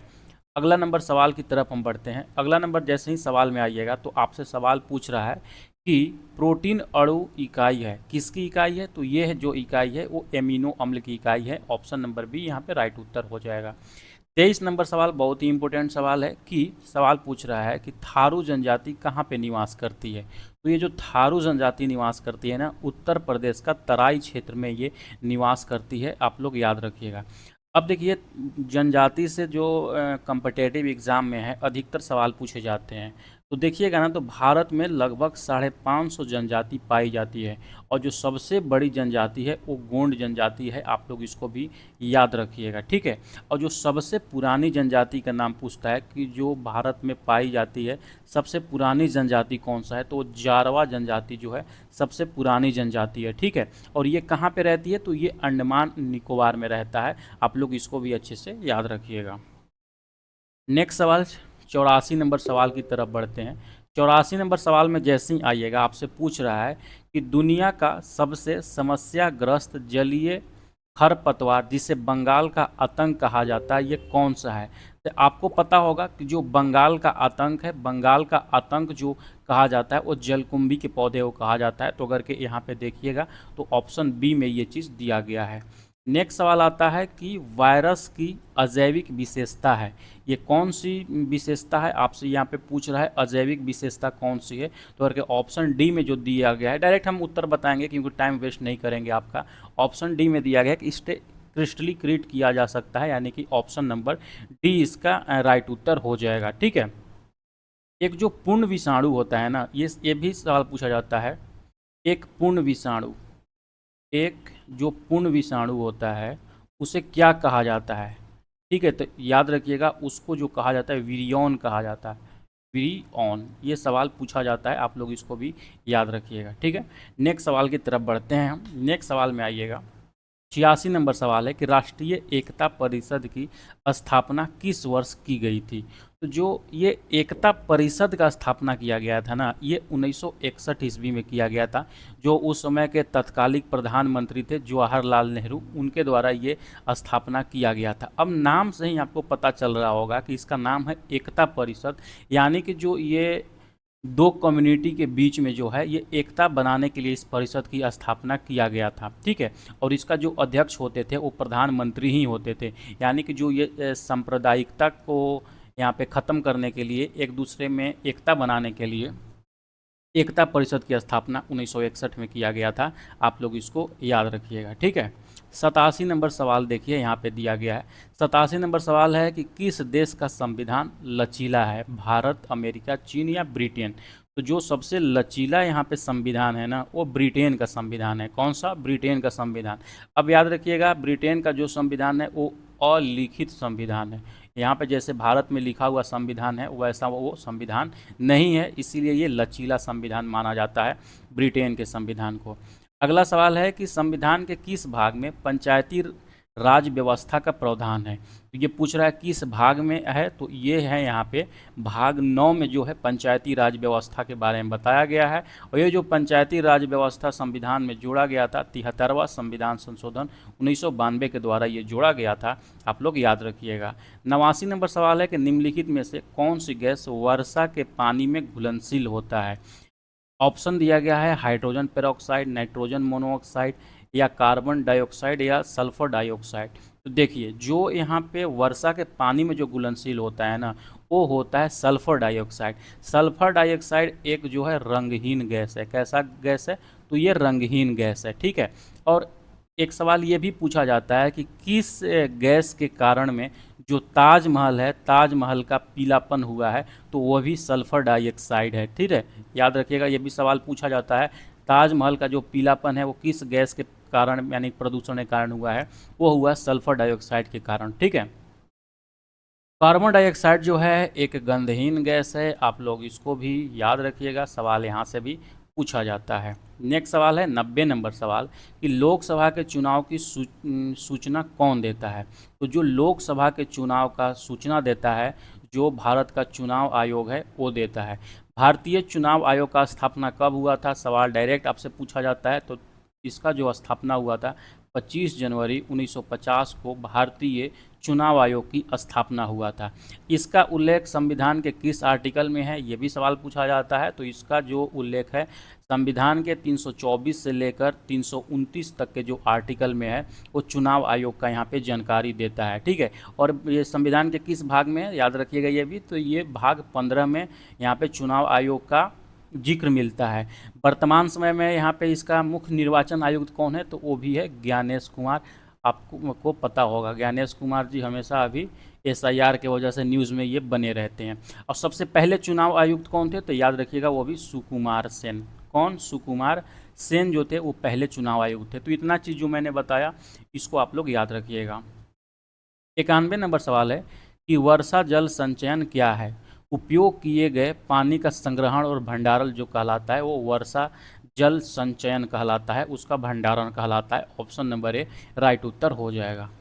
अगला सवाल आइए कि भारतीय गैंडे में संरक्षित है, यानी कि आपको बताना है कि वो कौन सा राष्ट्रीय उद्यान है जिसमें गैंडा को वहाँ पे रिजर्व करके रखा गया है। तो अगर के देखिएगा, पहला ऑप्शन है कार्बेट राष्ट्रीय उद्यान, काजीरंगा राष्ट्रीय उद्यान, बांदीपुर राष्ट्रीय उद्यान या गिर राष्ट्रीय उद्यान। तो इसका जो राइट उत्तर हो जाएगा कांजीपुर राष्ट्रीय उद्यान। कांजीपुर राष्ट्रीय उद्यान कहाँ पे है? तो ये है असम में, याद रखिएगा। कार्बेट कहाँ पे है? तो ये है उत्तराखंड में। कहाँ पे? उत्तराखंड में ये है। बांदीपुर राष्ट्रीय उद्यान कहाँ पे? तो बांदीपुर भी यहाँ पे असम में है। और गिर जो है यहाँ पे गुजरात में है। जो ये गुजरात का गिर राष्ट्रीय उद्यान है ना, ये एशियाई शेर के लिए फेमस है। आप लोग याद रखिएगा, हमेशा सवाल ये पूछा जाता है। अगला सवाल की तरफ बढ़ते हैं। 93 नंबर सवाल। 93 नंबर सवाल जो पूछ रहा है कि ग्रीन हाउस गैस जो वायुमंडल में सबसे अधिक मात्रा में उपस्थित है, तो जो सबसे अधिक मात्रा में यहाँ पे उपस्थित है उसमें है कार्बन डाइऑक्साइड। जितने भी ग्रीन हाउस गैसेज हैं उसमें से सबसे अधिक यानी कि लगभग 56.4% जो है कार्बन डाइऑक्साइड है, आप याद रखिएगा। अब देखिए ग्रीन हाउस गैस कौन कौन से हैं। हो गया आपका O3 ओजोन गैस हो गया, आपका यहाँ पे O2 हो गया, CH4 है, कार्बन डाइऑक्साइड यहाँ पे हो गया, N2O नाइट्रस ऑक्साइड हो गया। तो ये सारा जो गैस है ना, ये ग्रीन हाउस गैस है, आप लोग याद रखिएगा। नेक्स्ट आता है 94 नंबर सवाल कि किस वर्ण की उपस्थिति के कारण पौधे हरे होते हैं। यानी कि आपको पता होगा ऐसा बहुत सारा वर्णक है जिसके कारण लाल होता है, हरा होता है, पीला रंग होता है। तो सबसे पूछ रहा है आपका कि हरा वर्ण कौन इसमें है। तो यानी कि जो ऑप्शन नंबर डी में यहाँ पे देखिएगा, क्लोरोफिल जो होता है, क्लोरोफिल के कारण पौधा का रंग का यानी कि जो पत्ती होता है वो हरे रंग का होता है। अब देखिए इसमें जितना भी नाम दिया गया है ना, जैसे कैरोटीनॉइड हो गया, लाइकोपिन हो गया, एंथोसाइनिन हो गया, ये भी सब वर्णक है। आप लोग याद रखिएगा किसी भी चीज़ में अगर के पीला वर्णक के बारे में पूछ रहा है कि किसी कारण किसके कारण यहाँ पे पीला है रंग, तो वो समझिए कि कैरोटीनॉइड होगा। लाइकोपिन के कारण जैसे टमाटर का जो रंग होता है वो लाल होता है, इसीलिए जो लाल है ये यहाँ पे लाल वर्णक है लाइकोपिन। था एंथोसाइनिन जो है यह एक नीला वर्णक है, आप लोग याद रखिएगा। कौन सा? नीला वर्णक। यानी कि एंथोसाइनिन के कारण में किसी भी पदार्थ यानी कि किसी भी चीज़ का जो रंग होगा वो नीला कलर का होगा। वही क्लोरोफिल का जैसे जो होता है ये हरा वर्णक है, आप लोग इसको याद रखिएगा। 90 नंबर सवाल देखिए आपसे पूछ रहा है कि प्रकाश संश्लेषण के दौरान निम्नलिखित में से क्या हरे पौधों द्वारा अवशोषित होता है। आपको पता है जब पौधे यहाँ पे प्रकाश संश्लेषण करते हैं तो कार्बन डाइऑक्साइड अपने अंदर में लेते हैं और ऑक्सीजन छोड़ते हैं, जिसके वजह से इंसान यहाँ पे सांस लेता है। 96 नंबर सवाल है कि अपशिष्ट उत्पादों को खाने वाले जीवों को क्या कहते हैं। यानी कि जो अपशिष्ट पदार्थ होते हैं जो हम फेंक देते हैं, जो उसका अपघटक जिसको कहते हैं, उसी को अपरदाहारी कहते हैं। ये जो सूक्ष्म जीव होते हैं ना, इसी को अपरदाहारी कहा जाता है। तो ऑप्शन नंबर ए में देखिएगा तो ये दिया गया है, ये राइट उत्तर हो जाएगा। इसका जो पीडीएफ है हम पीडीएफ टेलीग्राम चैनल पर भेज देंगे, तो जाकर वहाँ से आप लोग डाउनलोड कर लीजिएगा। साथियों बहुत ही जल्द हम यूपी टेट का यानी कि आई थिंक हम एक्सपेक्ट करते हैं कि 1 जून से, ठीक है, 1 जून से यहाँ पे टारगेट बैच स्टार्ट करने वाले हैं आपका यूपी टेट 2026 का जो एग्ज़ाम होने वाला है। 1 महीने के अंतर्गत में ये आपका जैसे कि जुलाई में आप लोग का एग्ज़ाम है, तो 1 महीने के अंतर्गत में यानी 30 दिन का ये टारगेट रहेगा। इसमें हम इतना कुछ आप लोग का प्रैक्टिस करा देंगे कि बस आपको जो हम चीज़ बताएंगे टारगेट के अनुसार, जो हम आपका टेस्ट लेंगे, जो स्टडी मटेरियल आपको प्रोवाइड करेंगे, बस आपको उसको स्टडी करना होगा। और मैं गारंटी के साथ देता हूं कि आपका 100+ मार्क्स 1 महीना के अंतर्गत में कहीं नहीं जाएगा। तो जिनको भी जुड़ना होगा हमसे बने रहिए, चैनल को सब्सक्राइब कर लीजिए या टेलीग्राम चैनल से जुड़ जाइए। हम वहीं पे आप लोगों को खबर देंगे कि कैसे उसमें जुड़ना है और कब से ये चीज़ें स्टार्ट हो रहा है, ठीक है। अगला देखिए 97 नंबर सवाल पूछ रहा है कि 16 घास के मैदान पाए जाते हैं। ये कहाँ पाए जाते हैं? तो ये पश्चिमी घाट में पाए जाते हैं, याद रखिए। कौन सा मैदान है? 16 घास का मैदान है, ठीक है। ये किस तरीका के वन होते हैं? तो उष्णकटिबंधीय ये पहाड़ी वन होते हैं, आप लोग याद रखिएगा। 98 नंबर सवाल देखिए कि भारत में पेलिकल कहाँ प्रजनन करते हैं। पेलिकल क्या है? पेलिकल एक तरीका का पक्षी है, पक्षी का ये नाम है, याद रखिएगा।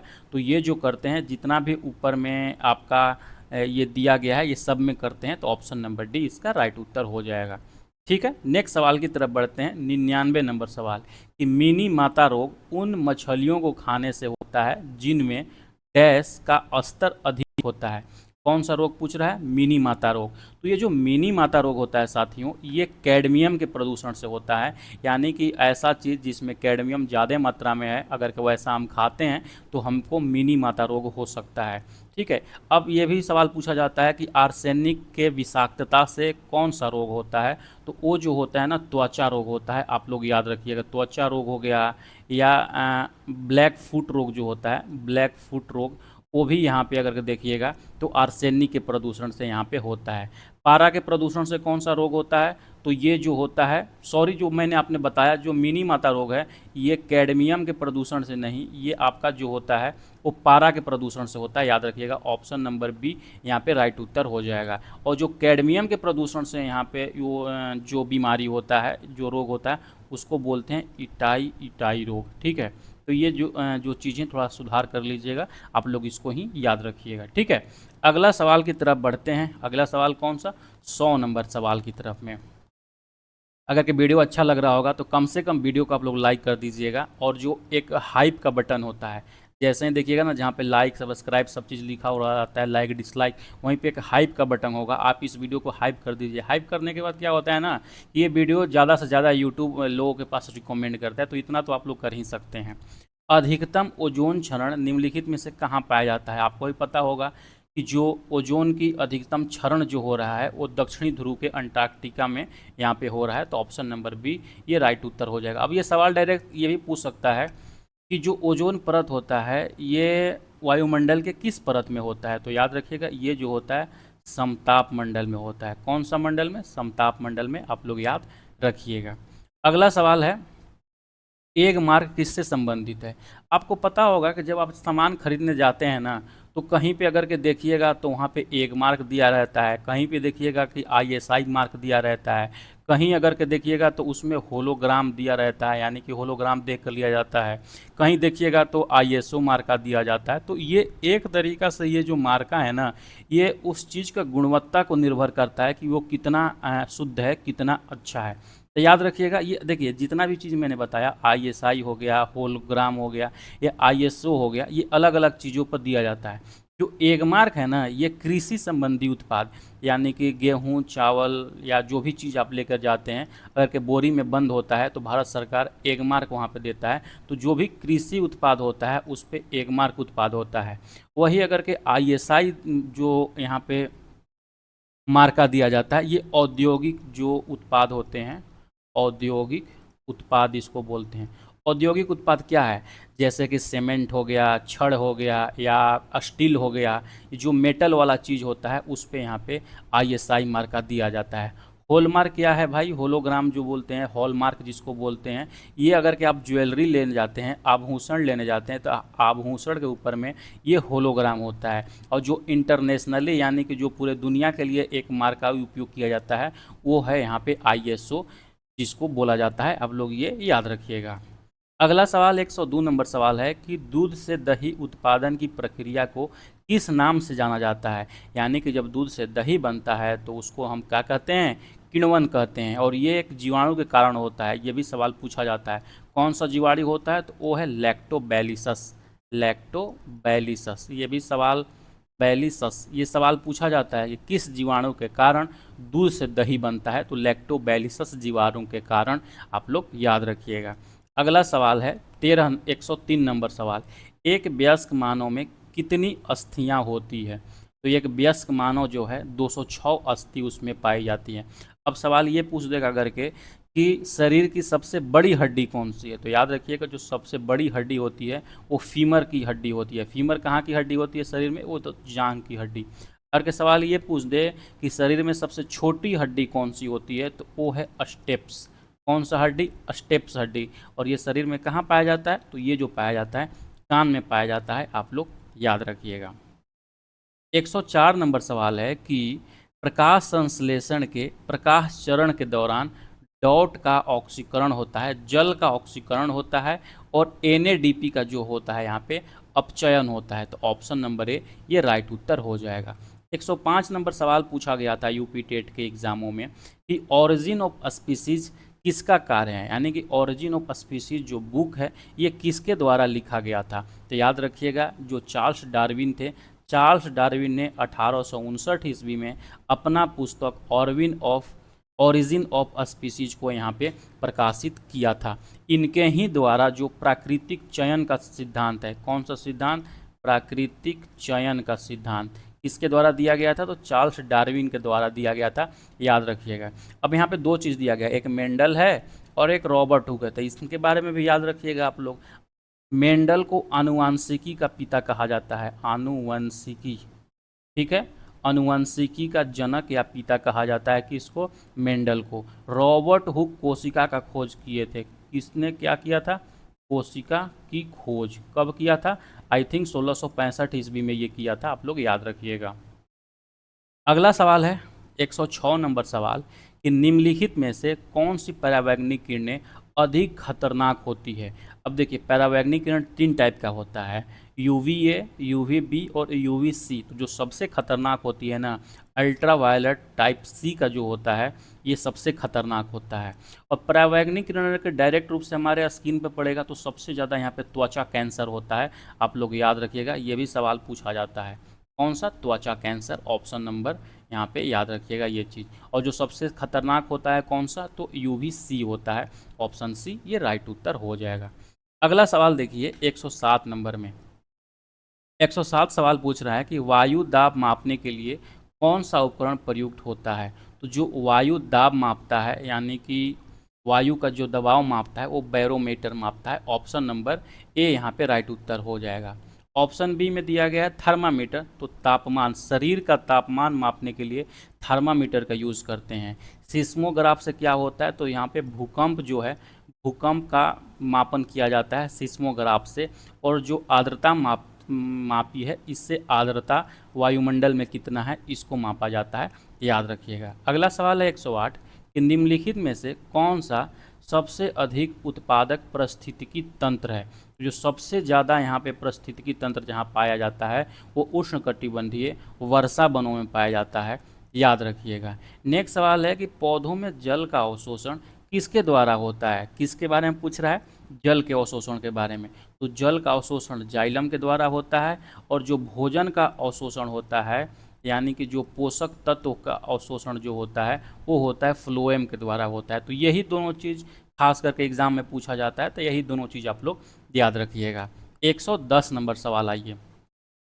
110 नंबर आपसे EVS का सवाल है यानी कि पेडागोजी के टाइप पे पूछा है कि निम्न कक्षाओं में शिक्षण की खेल विधि निम्न पर आधारित है।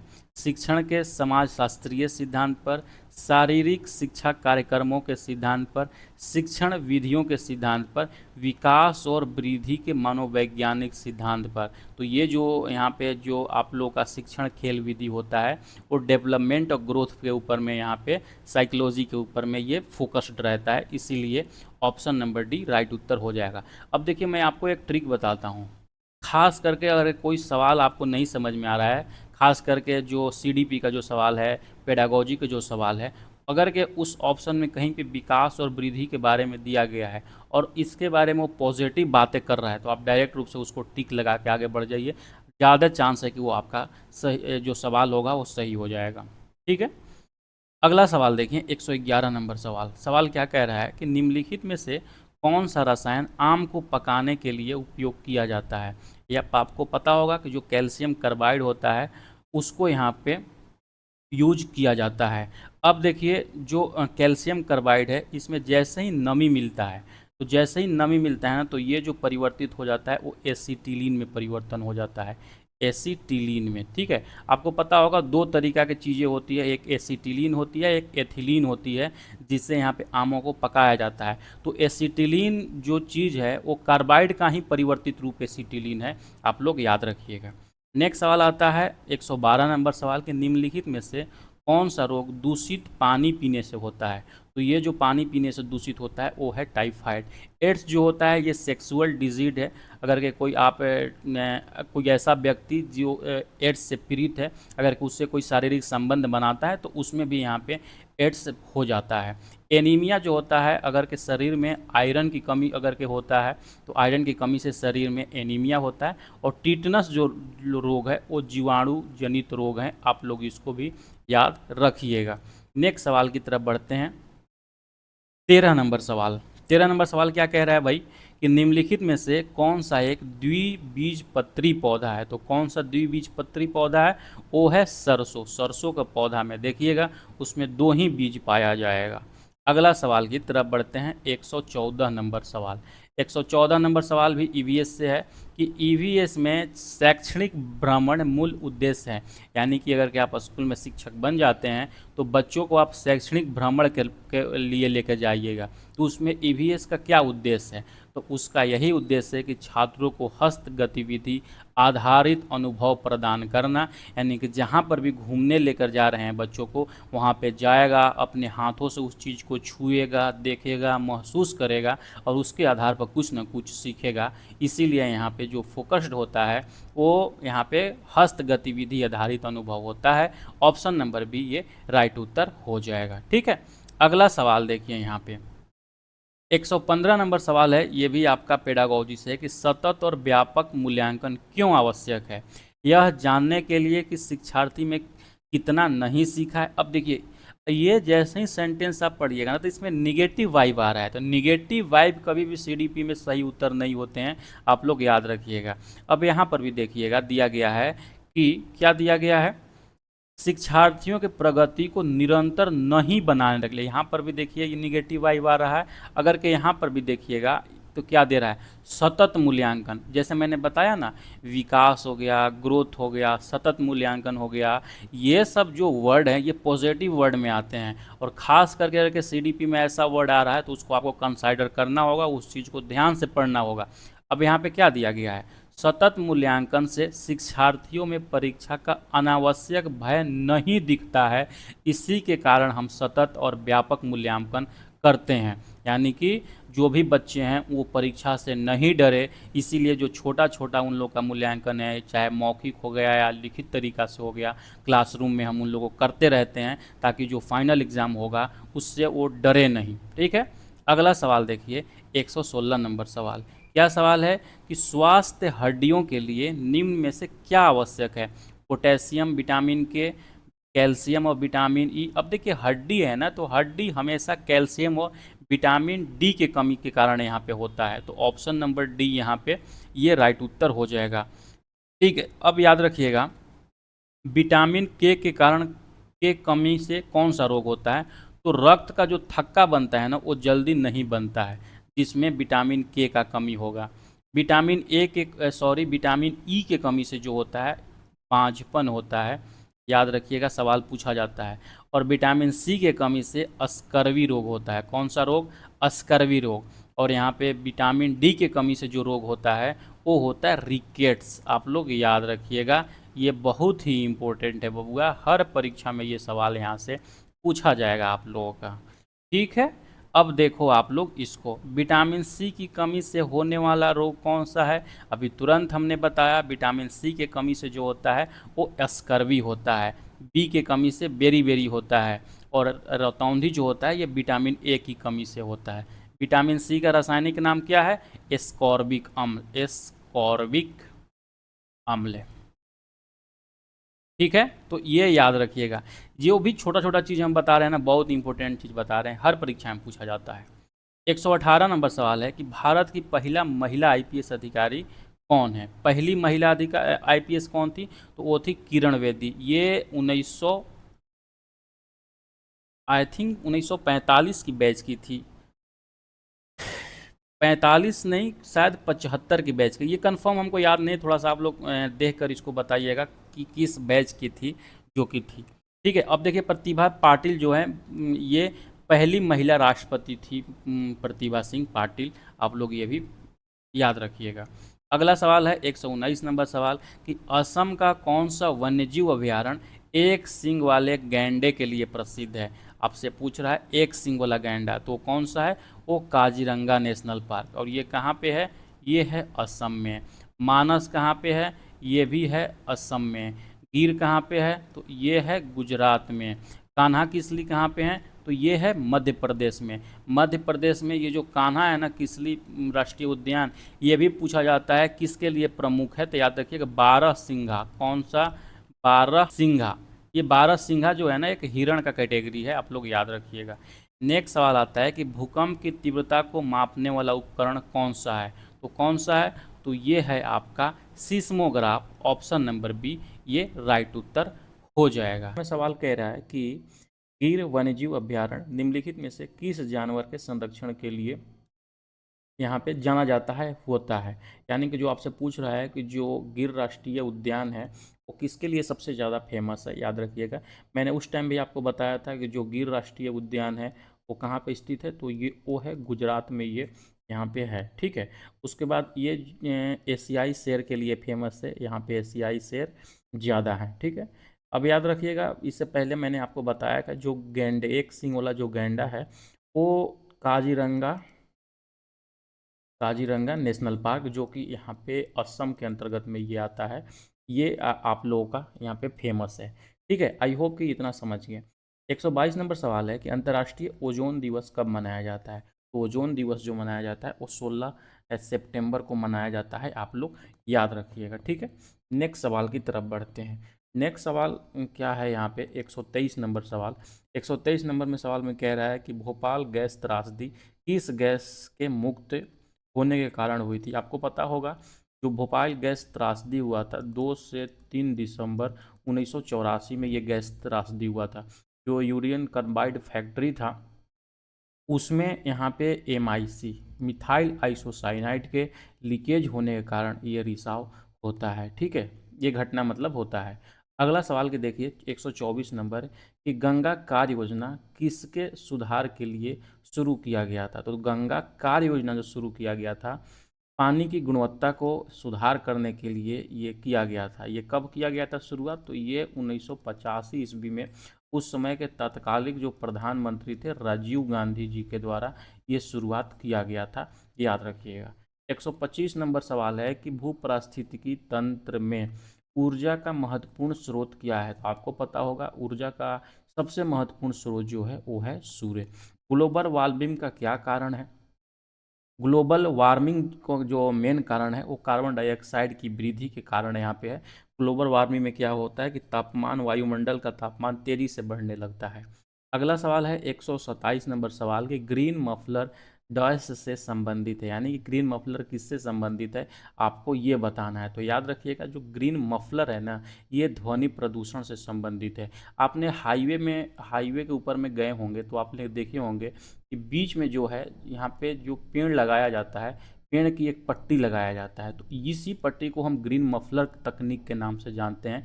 पौधे लगाकर ध्वनि प्रदूषण को कम करने का यह एक तरीका है, ग्रीन मफलर, ठीक है। अगला सवाल की तरफ बढ़ते हैं। अगला सवाल में जैसे ही आइएगा 128 नंबर सवाल है कि निम्नलिखित में से कौन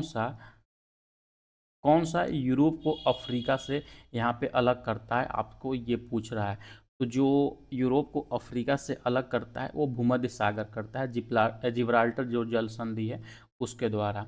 129 नंबर सवाल है कि ये खाद्य श्रृंखला में शाकाहारी क्या होते हैं। आपको पता होगा जो सबसे पहले जो होते हैं उत्पादक होते हैं, और उत्पादक के बाद जो सबसे पहला वो आता है शाकाहारी। यानी कि पहला जो यहाँ पे उपभोक्ता होते हैं, प्राथमिक उपभोक्ता जो होते हैं वो शाकाहारी होते हैं। तो यहाँ पे ऑप्शन नंबर बी आप लोग का ये राइट उत्तर हो जाएगा। नेक्स्ट सवाल 130 नंबर सवाल है कि पारिस्थितिकी तंत्र में तत्वों को चक्रण को क्या कहते हैं। तत्वों के जो चक्रण है उसको जैव भू रासायनिक चक्र कहा जाता है। ये आपका 2019 के अंतर्गत में previous year question UP TET EVS में पूछा गया था, ठीक है। बहुत जल्द साथियों यूपी टेट के लिए फिर से हमें बताने जाने हैं, बहुत जल्द, यानी कि 1 जून से यूपी टेट का टारगेट बैच आप लोग का स्टार्ट हो रहा है 1 मंथ के लिए। इस 1 मंथ में जो भी इम्पोर्टेंट चीज़ें हैं केवल और केवल आप लोग का प्रैक्टिस कराया जाएगा। अगर कि ये टारगेट बैच से आप जुड़ना चाहते हैं तो हम अपने टेलीग्राम चैनल पे इसके बारे में और अत्यधिक जानकारी दे देंगे कि कैसे जुड़ना है। तो आप लोग टेलीग्राम चैनल ज्वाइन कर लीजिएगा। इस टारगेट ग्रुप में सिर्फ और सिर्फ 1 मंथ जो है प्रैक्टिस चलेगा, हर सब्जेक्ट वाइज चलेगा, फुल मॉक टेस्ट चलेगा। 1 महीने के लिए आपको इतना प्रैक्टिस करा दिया जाएगा कि आपका सिलेक्शन होना तय होगा, ठीक है। 138 नंबर सवाल देखिए, निम्नलिखित में से कौन सा ईंधन न्यूनतम पर्यावरण प्रदूषण का कारण बनता है। यानी कि सबसे कम ईंधन जो है किसके कारण प्रदूषण कम होता है, तो वो है हाइड्रोजन। अगला है कि संकटापन्न प्राणी विशाल पांडा कहाँ पे पाया जाता है। आपको पता होगा जो विशाल पांडा है यानी कि वो चीन में पाया जाता है। ऑप्शन नंबर सी इसका राइट उत्तर हो जाएगा। अगला सवाल है, किस देश में गर्मियों में क्रिसमस मनाया जाता है? जैसा कि पता होगा कि जो क्रिसमस मनाया जाता है भारत में 25 दिसंबर को मनाया जाता है, और 25 दिसंबर को भारत में बहुत ही ज़्यादा ठंडी सर्दी का मौसम होता है। लेकिन एक देश है ऑस्ट्रेलिया, वहाँ पे जो 25 दिसंबर का जो दिन रहता है, वहाँ पे गर्मी का दिन रहता है। ठीक है, आई होप इतना समझ गए। 134 नंबर सवाल है कि जैव कीटनाशक उत्पादक वृक्ष का क्या नाम है? नीम, देवदार, चीड़, ओक या कुछ और? तो जो जैव कीटनाशक होता है वो नीम होता है।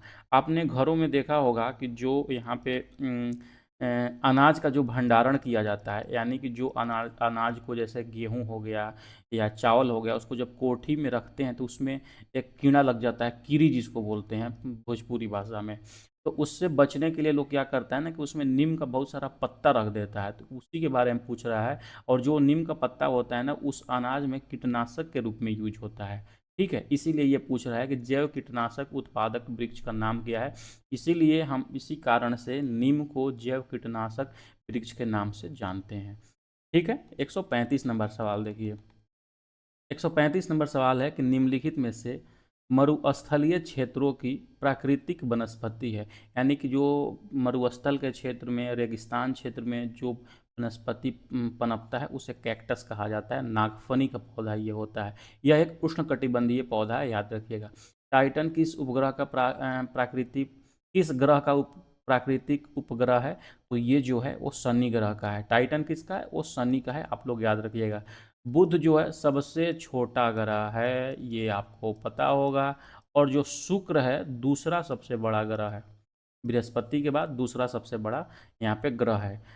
ठीक है, सॉरी, शुक्र नहीं, ये जो शनि है वो दूसरा सबसे बड़ा ग्रह है। अब इसमें 7 छल्ला पाया जाता है। कभी कभी ये भी सवाल पूछा जाता है कि छल्लों वाला ग्रह कौन सा है? तो है आप लोगों का शनि ग्रह, आप लोग याद रखिएगा। 137 नंबर सवाल देखिए कि निम्नलिखित में से कौन सी बायोडीजल फसल है? इससे पहले भी ये सवाल आ चुका है। जो बायोडीजल फसल है वो जेट्रोफा है, आप लोग याद रखिएगा। 138 नंबर सवाल आपसे पूछ रहा है कि पर्यावरण संरक्षण अधिनियम किस वर्ष पारित किया गया था? तो जो ये पारित किया गया था 1986 ईस्वी में पारित किया गया था।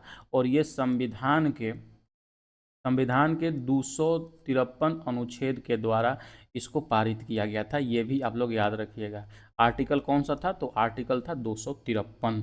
ठीक है, नेक्स्ट सवाल 39 नंबर सवाल है कि निम्नलिखित में से किसकी जैव विविधता सबसे अधिक है? तो जो सबसे ज़्यादा जैव विविधता पाई जाती है उष्णकटिबंधीय सदाबहार वर्षा वन में ये पाया जाता है। आपको पता होगा कि जो सदाबहार वर्षा वन है, यहाँ पे सबसे अधिक वर्षा 200 सेंटीमीटर से भी अधिक यहाँ पे वर्षा होती है। इसी के कारण यहाँ पे जो पाए जाते हैं शंकुधारी वन पाए जाते हैं। कौन सा वन? शंकुधारी, यहाँ पे ये वन पाए जाते हैं। 140 नंबर सवाल है कि निम्नलिखित में से कौन सा मृदा लावा के द्वारा बनती है? आपको पता होगा जब मैग्मा यहाँ पे पृथ्वी के ऊपर में आकर पिघल जाता है, तब एक चट्टान का निर्माण होता है, एक मिट्टी का निर्माण होता है। चट्टान तो आग्नेय चट्टान का निर्माण होता है, फिर उससे जो एक मिट्टी का निर्माण होता है, उसी को पूछ रहा है कि कौन कौन सा मिट्टी जो है लावा से बनता है। तो वो जो बनता है वो काली मिट्टी बनता है। काली मिट्टी को रेगुर मिट्टी भी कहा जाता है। कौन सा मिट्टी? रेगुर मिट्टी भी कहा जाता है। और ये जो रेगुर मिट्टी होती है ना, ये कपास के लिए बहुत ही इम्पोर्टेंट माना जाता है, आप लोग याद रखिएगा। तो ऑप्शन बी इसका राइट उत्तर हो जाएगा। फिर आते हैं 141 नंबर सवाल में। 141 नंबर सवाल में ये कह रहा है आपसे कि वायुमंडल की कौन सी परत परावैंगनिक किरणों को पृथ्वी की सतह पर आने से रोकती है? आपको पता होगा जो ओजोन परत है वो परावैंगनिक किरणों को पृथ्वी पर आने से रोकता है। यानी कि जो ओजोन परत जो पाया जाता है वो समताप मंडल में पाया जाता है। कहाँ पे? समताप मंडल में ये पाया जाता है। अब कुछ और बातें हैं, जैसे यहाँ देखिए क्षोभ मंडल दिया गया है। ये जो क्षोभ मंडल है ना, क्षोभ मंडल में मौसमी घटनाएं, जो भी मौसमी घटनाएं हैं, जैसे के बादलों का बरसना या गरजना, तड़कना, मलकना, जो भी मौसमी घटना होती है वो सारा घटना क्षोभ मंडल में होता है। फिर है यहाँ पे एक आयन मंडल।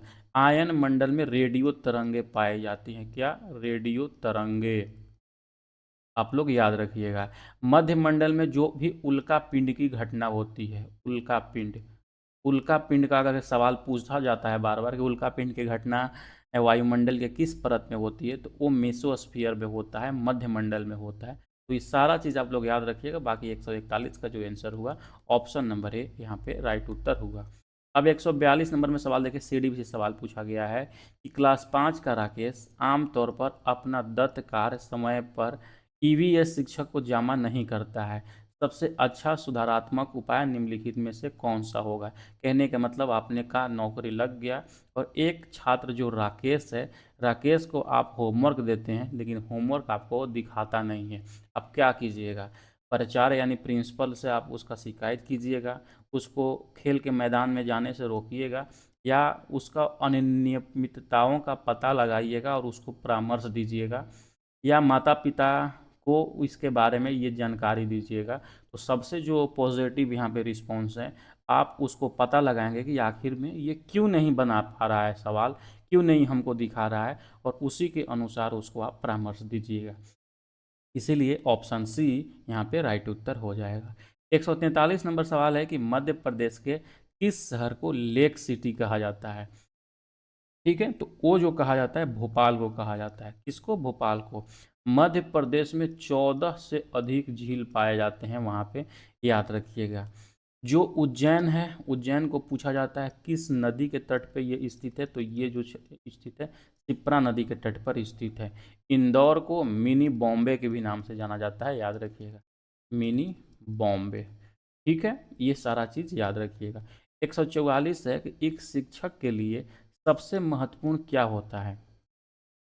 काम या वेतन, गौरव या छात्रों का विश्वास। तो यहाँ पे जो राइट उत्तर हो जाएगा, आप पे अगर के बच्चों को विश्वास है तो ये एक टीचर के लिए सबसे बड़ी उपलब्धि होती है। मैं पर्सनली ये चीज़ बता रहा हूँ, अगर कि आप एक शिक्षक के रूप में जब नियुक्त होते हैं ना, बच्चा आपसे कितना जुड़ पाता है, कितने बच्चों ये समझते हैं कि नहीं ये टीचर बहुत अच्छे पढ़ाते हैं या हमारे लिए बेहतर सोचते हैं, ये एक टीचर के लिए बहुत मायने रखता है। तो आप कभी भी अगर के टीचर के रूप में नियुक्ति होते हैं तो सबसे ज़्यादा जो फोकस कीजिएगा बच्चों के ऊपर में अपना विश्वास बनाना। ठीक है, 145 नंबर सवाल देखिए। 145 नंबर सवाल है कि एक परिकल्पना का बार बार परीक्षण किया जाता है और इसे गलत नहीं पाया जाता है, तो वो क्या बन जाता है। अब देखिए बहुत सारा चीज़ है, कोई भी परिकल्पना है बार बार परीक्षण किया जाता है और उसे गलत नहीं पाया जाता है, बार बार सही माना जाता है, तो उसको क्या कहते हैं, उसको हम सिद्धांत के नाम से जानने जाते हैं। ठीक है, नियम और सिद्धांत में क्या अंतर है। बार बार परीक्षण किया गया, गलत नहीं पाया गया, तो वो एक सिद्धांत बन गया। और जिसे सत्य के रूप में स्वीकारा जाए, जिसे सत्य के रूप में स्वीकारा जाए, स्वीकारा जाए, उसको जो हम कहते हैं वो नियम होता है। खोज क्या है भाई, किसी भी अज्ञात चीज़ों के बारे में जानकारी, वो हमारा खोज कहलाता है। कोई भी नया चीज़ है जिसके बारे में पहले ज्ञान नहीं था, अब ज्ञान हो गया, तो उसको हम जो कहते हैं खोज कहते हैं। ठीक है, अब एक है मूल अवधारणा क्या होती है। मूल अवधारणा एक साधारण विचार होता है जो किसी भी मनुष्य के मन से या उसके विचार से उत्पन्न होता है। तो आई थिंक ये आप लोग समझ गए होंगे कि सिद्धांत, नियम और खोज और मूल अवधारणा में क्या चीज़ यहाँ पे अंतर है। अगला सवाल देखिएगा, निम्नलिखित में से कौन सी शिक्षण की उपयुक्त विधि है। जो सबसे अच्छा उपयुक्त विधि है संगोष्ठी और परियोजना, यहाँ पे ये विधि है। ऑप्शन नंबर सी इसका राइट उत्तर हो जाएगा। 143 नंबर सवाल देखिए। 143 सवाल क्या कह रहा है कि निम्नलिखित में से कौन सा ग्रीन हाउस गैस नहीं है। मैंने ऊपर में बताया आपको कौन कौन ग्रीन हाउस गैस होते हैं, उसमें हमने हीलियम को नहीं बताया था, तो ऑप्शन सी यहाँ पे राइट उत्तर हो जाएगा। 148 है कि ध्वनि प्रदूषण मापने की इकाई क्या है। तो जो ध्वनि प्रदूषण मापना जाता है वो डेसिबल से मापा जाता है। जूल से क्या मापा जाता है, तो जूल से ऊर्जा मापा जाता है। और जो न्यूटन है, न्यूटन से यहाँ पे बल को मापा जाता है। तो ये चीज़ याद रखिएगा। 149 नंबर सवाल है कि निम्नलिखित में से कौन सी नदी बंगाल की खाड़ी में गिरती है। तो जो बंगाल की खाड़ी में गिरने वाली नदी है वो स्वर्णरेखा नदी है। स्वर्णरेखा आमतौर पर ये झारखंड में बहती है। कहाँ पे? झारखंड में ये बहती है। बाकी जो ताप्ती नदी हो गया, नर्मदा नदी हो गया, सिंधु नदी हो गया, ये अरब सागर में या खंभात की खाड़ी में ये सब गिरता है। 150 नंबर सवाल देखिए कि निम्नलिखित में से कौन सी भू आकृतियाँ हिम नदों की क्रिया से बनती है। ठीक है, यानी कि हिम नद की क्रिया से कौन सा आकृति बनता है? वो जो आकृति बनता है वो यू आकार के यहाँ पे आकृति ये बनता है। ठीक है, यू आकार की आकृति। अब देखिए भी आकार की आकृति कैसे बनता है? तो जो भी आकार की आकृति है वो नदी के द्वारा बनता है। जब नदी यहाँ पे गिरती है बहुत तेजी के साथ में तो वहाँ पे भी आकार की घाटी का ये निर्माण करता है। अब यहाँ पे एक चीज़ दिएगा, लैपीज क्या होता है भाई? तो लैपीज जो होता है चूना पत्थर, आपने चूना पत्थर देखा होगा कि भी ये चट्टान तरीका का होता है, बहुत बड़ा बड़ा, उसको फोड़ कर फिर अलग अलग किया जाता है। तो चूना पत्थर के ऊपर में एक लकीर खींचे हुए रहते हैं, उस लकीर को हम क्या कहते हैं? लैपीज कहते हैं। और जलप्रपात तो आप जानते हैं, ये हो गया झरना। तो झरना से कोई भी यहाँ पे आकृति नहीं बनता है। अगला सवाल है, देखिए दक्षिणी गोलार्ध में सबसे लंबा दिन कौन सा है? अब दो चीज होता है, ठीक है, ध्यान से सुनिएगा। एक है उत्तरी गोलार्ध और दूसरा है दक्षिणी गोलार्ध। सवाल बस दो ही चीज पूछा जाता है, सबसे लंबा दिन और सबसे छोटा दिन। ठीक है, बस ये दो चीज़ों आप लोग याद रखिएगा तो कभी नहीं भूलिएगा।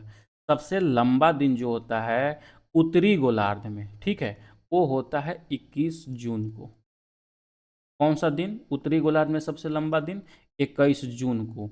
वही अगर के दक्षिणी गोलार्ध में देखिएगा, सबसे जो लंबा दिन होता है वो 22 दिसंबर को होता है। ठीक है, 22 दिसंबर को। अब बाकी जस्ट इसका उल्टा होता है।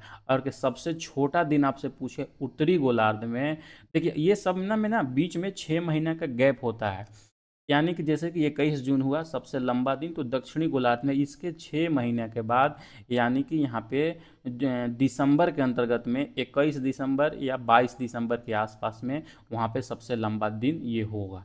ठीक है, वही अगर सबसे छोटा दिन देखिएगा, तो सबसे छोटा दिन उत्तरी गोलार्ध में 21 या 22 दिसंबर, ये दोनों होता है। 21 22 दिसंबर हर जगह दिया रहता है, तो आप लोग इसमें कंफ्यूज नहीं कीजिएगा। ठीक है, कि इसमें 21 या 22 दिसंबर में सबसे छोटा दिन होता है उत्तरी गोलार्ध में, और सबसे यहाँ पे छोटा दिन अगर दक्षिणी गोलार्ध में देखेंगे तो यहाँ पे ये उलट जाएगा, 21 जून ये हो जाएगा 6 महीने के बाद। यही चार चीज़ तो होता है और बार बार ये सवाल पूछा जाता है। अब देखिए क्या पूछा गया है, दक्षिणी गोलार्ध में सबसे लंबा दिन, तो ये हो गया सबसे लंबा दिन, और ये हो गया दक्षिणी गोलार्ध यानी कि 22 दिसंबर, यानी कि ऑप्शन नंबर डी यहाँ पे ये राइट उत्तर हो जाएगा। 152 नंबर सवाल है कि सत्यार्थ प्रकाश के लेखक कौन थे? तो जो सत्यार्थ प्रकाश के यहाँ पे लेखक थे स्वामी दयानंद सरस्वती थे। ऑप्शन नंबर ए ये राइट उत्तर हो जाएगा। स्वामी दयानंद सरस्वती ने एक और नारा दिया था, वेदों की ओर लेट लौट चलो, वेदों की ओर लौट चलो। ठीक है, तो यहाँ पे ऑप्शन नंबर है ये राइट उत्तर हो जाएगा। राजा राम मोहन राय का जो एक खोज है ब्राह्म समाज, ये ब्राह्म समाज, अब ऐसा सवाल पूछा जाता है ब्राह्म समाज की स्थापना किसने किया था? तो राजा राम मोहन जी ने किया था। आप लोग इसको भी याद रखिएगा। ठीक है, अगला सवाल है कि बिहू भारत के निम्नलिखित में से किस राज्य का लोक नृत्य है? ठीक है, तो जो बिहू है ना ये असम का लोक नृत्य है, आप लोग याद रखिएगा। एक और है राजस्थान का जो लोक नृत्य है घूमर के बारे में बहुत पूछा जाता है। तमिलनाडु का जो एक लोक नृत्य है करगम, करगम का भी याद रखिएगा, सवाल पूछा जाता है। और उत्तर प्रदेश का जो लोक नृत्य एक है कजरी। ये जो तीनों लोक नृत्य है ना बहुत ही फेमस अलग अलग राज्यों का लोक नृत्य है, तो सवाल पूछा जाता है, इसीलिए ये सब भी आप लोग याद रखिएगा। नेक्स्ट सवाल की तरफ बढ़ते हैं 154 नंबर क्वेश्चन की ओर।